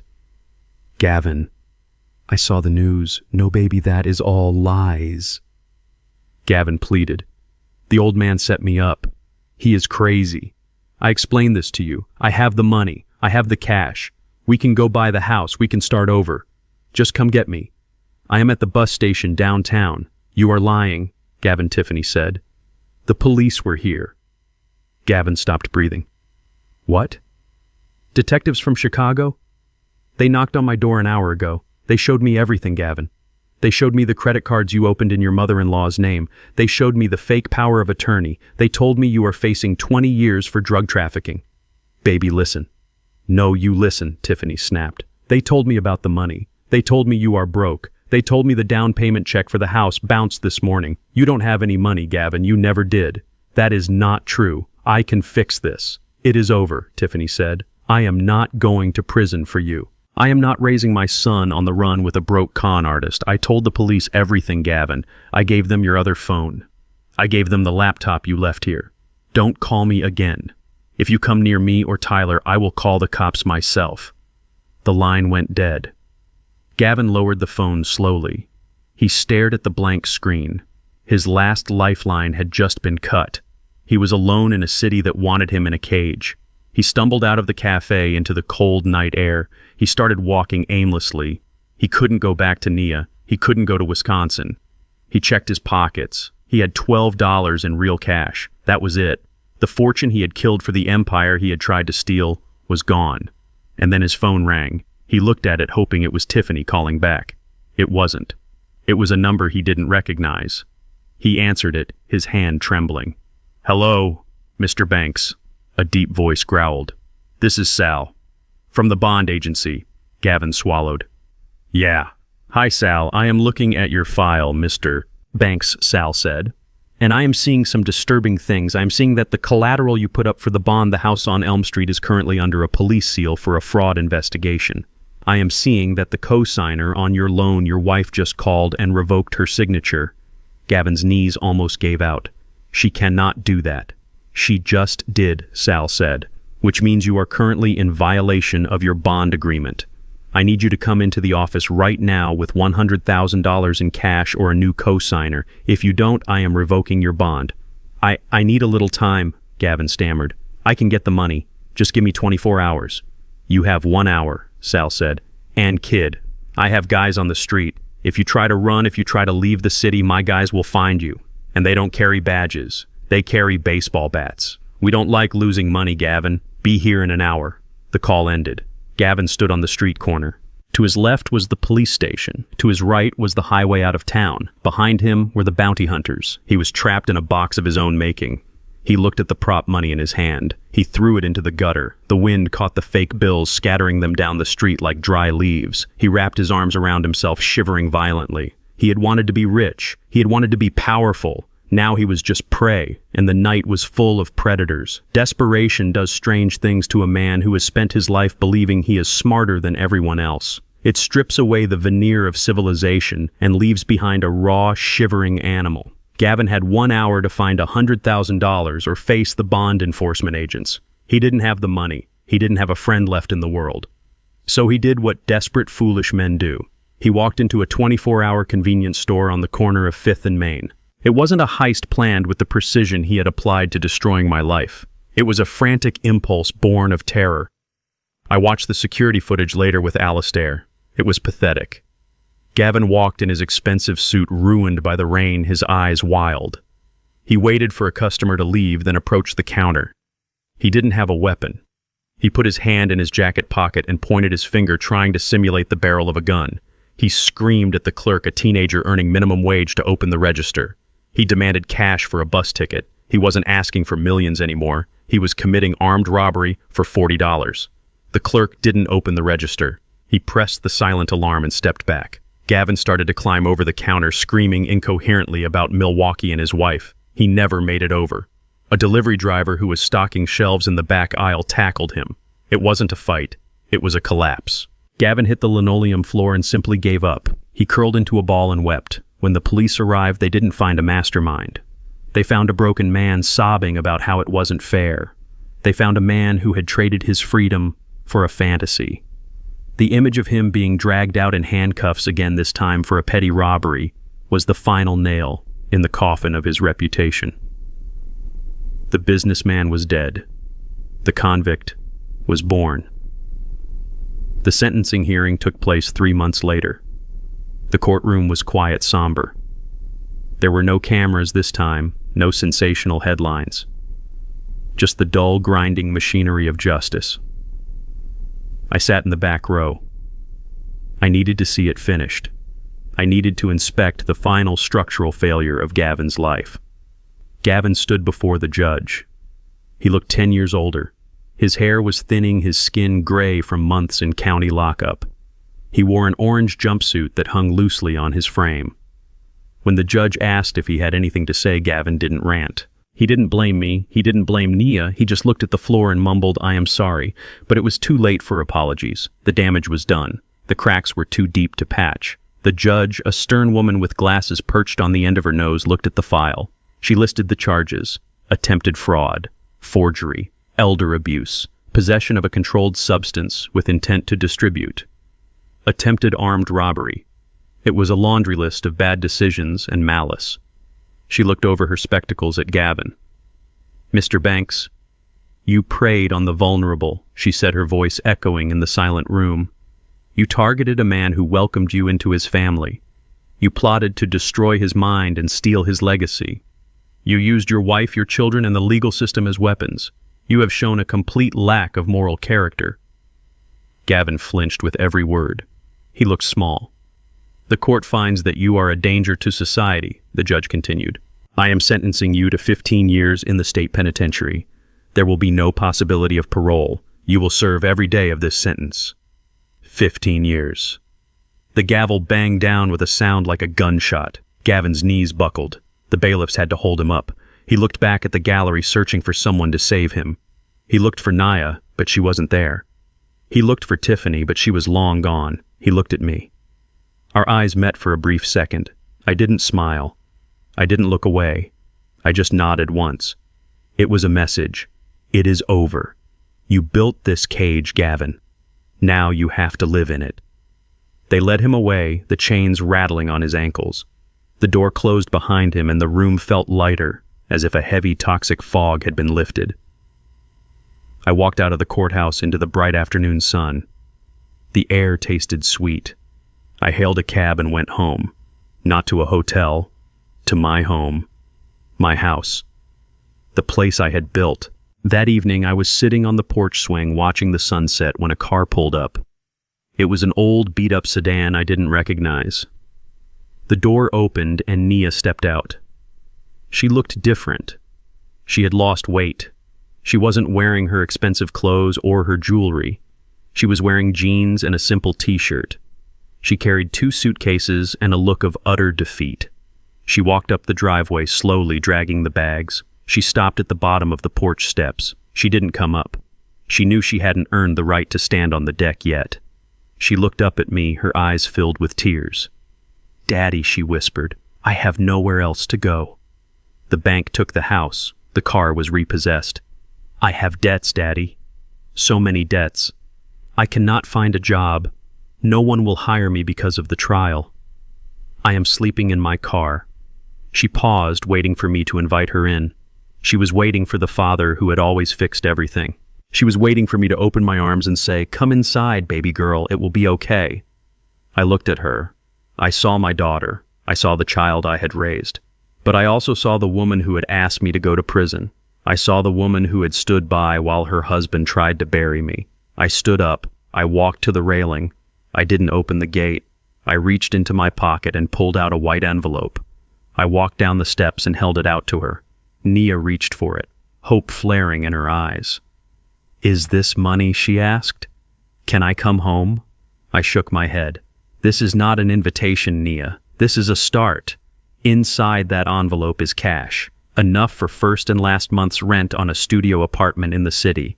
There is also a list of employment agencies that specialize in helping people with difficult backgrounds. There is a grocery store on 4th Street hiring cashiers. It is honest work." She stared at the envelope, then at me. "But Daddy, I cannot do that. I am your daughter. This is my home." "No, Nia," I said, my voice gentle but firm as steel. "This is my home. You chose your home when you chose Gavin. You chose your path when you decided I was expendable. You broke the foundation of this family, Nia, and you cannot fix a foundation by painting over the cracks. You have to dig it up and start again." Tears spilled down her cheeks. "But I am alone, Daddy. I am scared." I know I said. I was scared too when they put me in that van. I was scared when they locked me in that room. Being scared is good, Nia. It wakes you up. It makes you strong. You need to learn how to stand on your own 2 feet. You need to learn how to survive without a man to pay your bills or a father to clean up your messes. I pressed the envelope into her hand. "Take it. Go to the apartment. Get the job. Work hard. Pay your debts. And maybe one day when you have built a life that is truly yours, you can come back up these steps and knock on my door as a woman I can respect. But not today. But not—" "Daddy, please," she sobbed, reaching for me. I stepped back out of her reach. I turned around and walked back up the stairs. I walked across the porch and opened my front door. I looked back at her one last time, standing in the driveway, with her suitcases and her second chance. "Goodbye, Nia," I said. I stepped inside and closed the door. I locked the deadbolt. The sound echoed through the house, final and absolute. I walked into the kitchen where Viola was waiting. She had 2 cups of tea ready. She didn't ask what happened. She knew. We sat in silence, listening to the sound of a car engine starting and driving away. It was a painful sound, but it was the sound of necessary demolition. Sometimes you have to tear everything down to the ground before you can build something that will last. The sound of a hammer striking a nail is the most honest sound in the world. It is definitive.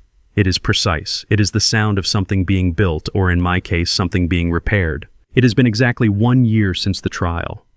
1 year since I watched my son-in-law being led away in chains. 1 year since I closed the door on my daughter. The seasons have changed. The winter was hard, but the spring has brought a green lushness to my garden that I haven't seen in a decade. I am out here on the perimeter of my property replacing the old cedar fence posts. They were rotting from the inside, eaten away by termites and moisture, much like the trust I had placed in my family. But I dug them out. I poured new concrete footings, and now I am installing white oak. Strong, resilient, a wood that does not rot easily. My neighbor, Mrs. Johnson, waved to me from across the street. For a while after the arrest, the neighbors looked at me with pity or suspicion. They wondered if the rumors about the drugs were true. They wondered if I really was a senile old man. But time and truth have a way of scrubbing the stain off a reputation. Now they wave with respect.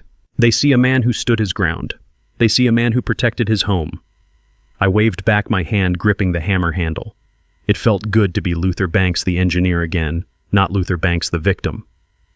I wiped the sweat from my forehead and looked at the house. It needed painting. The gutters needed cleaning. The list of chores was long, but for the first time in years, the list didn't feel like a burden. It felt like ownership. It felt like freedom. I wasn't preserving the asset for Gavin to sell. I wasn't maintaining the roof so Nia could inherit it. I was taking care of my home because it was mine. I was fixing the fence not to keep people out, but to define clearly where my world began and where the chaos of the outside ended. Boundaries. I had learned late in life that boundaries are not just physical lines on a survey map. They are the emotional fortifications that keep your soul safe. The screen door creaked open, and Viola stepped out onto the porch. She was carrying a tray with a pitcher of iced tea and a stack of envelopes. She looked beautiful. The stress lines that had etched themselves around her eyes during those dark months had softened. She wasn't looking over her shoulder anymore, waiting for the next betrayal.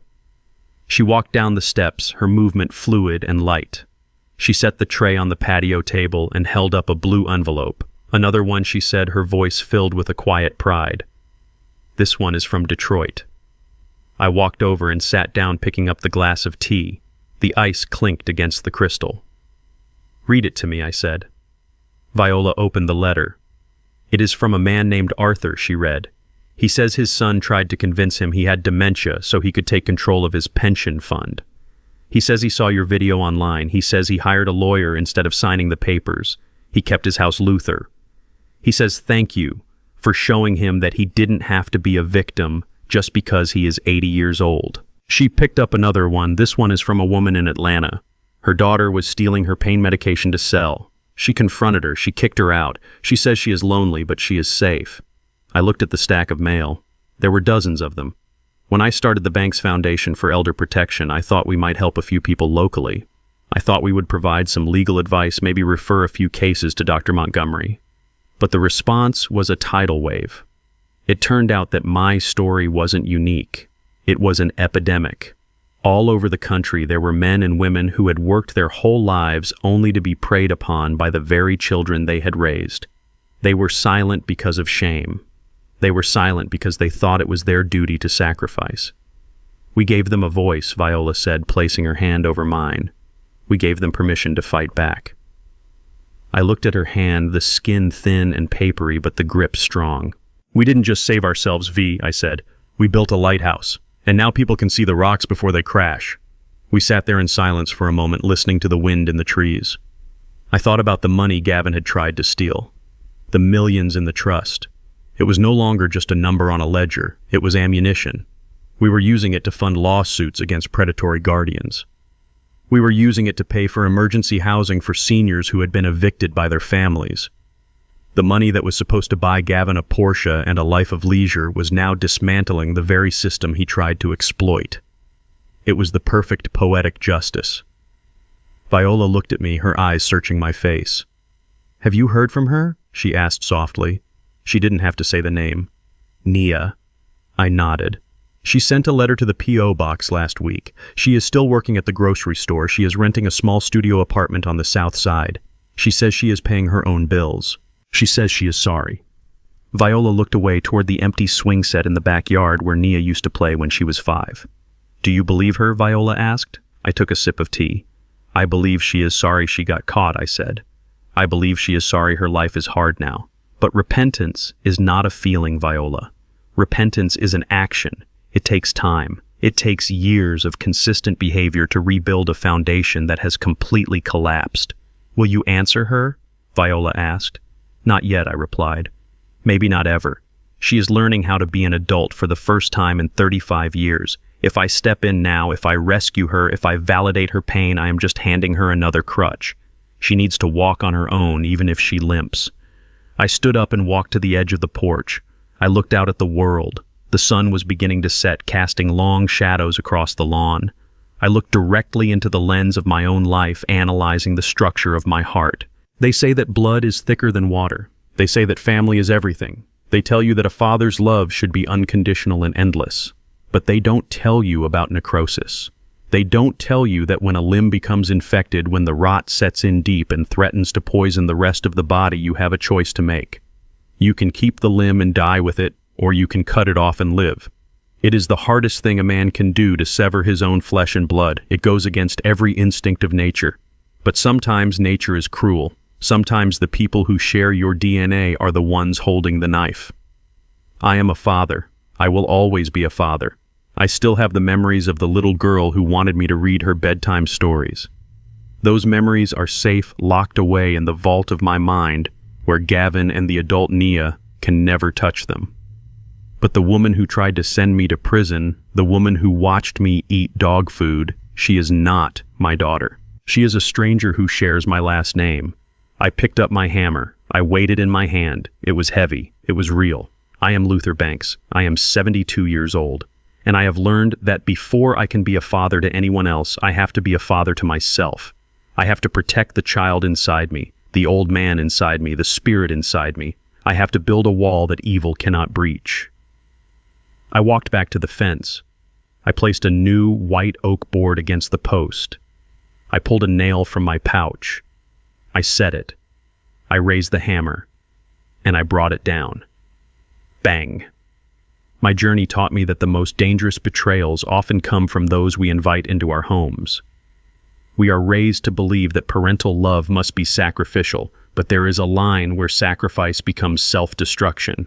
True family is not defined by DNA, but by mutual respect, loyalty, and the safety of your soul. If someone hands you a shovel to dig your own grave, even if they call you Dad, you have the moral right to drop it and walk away.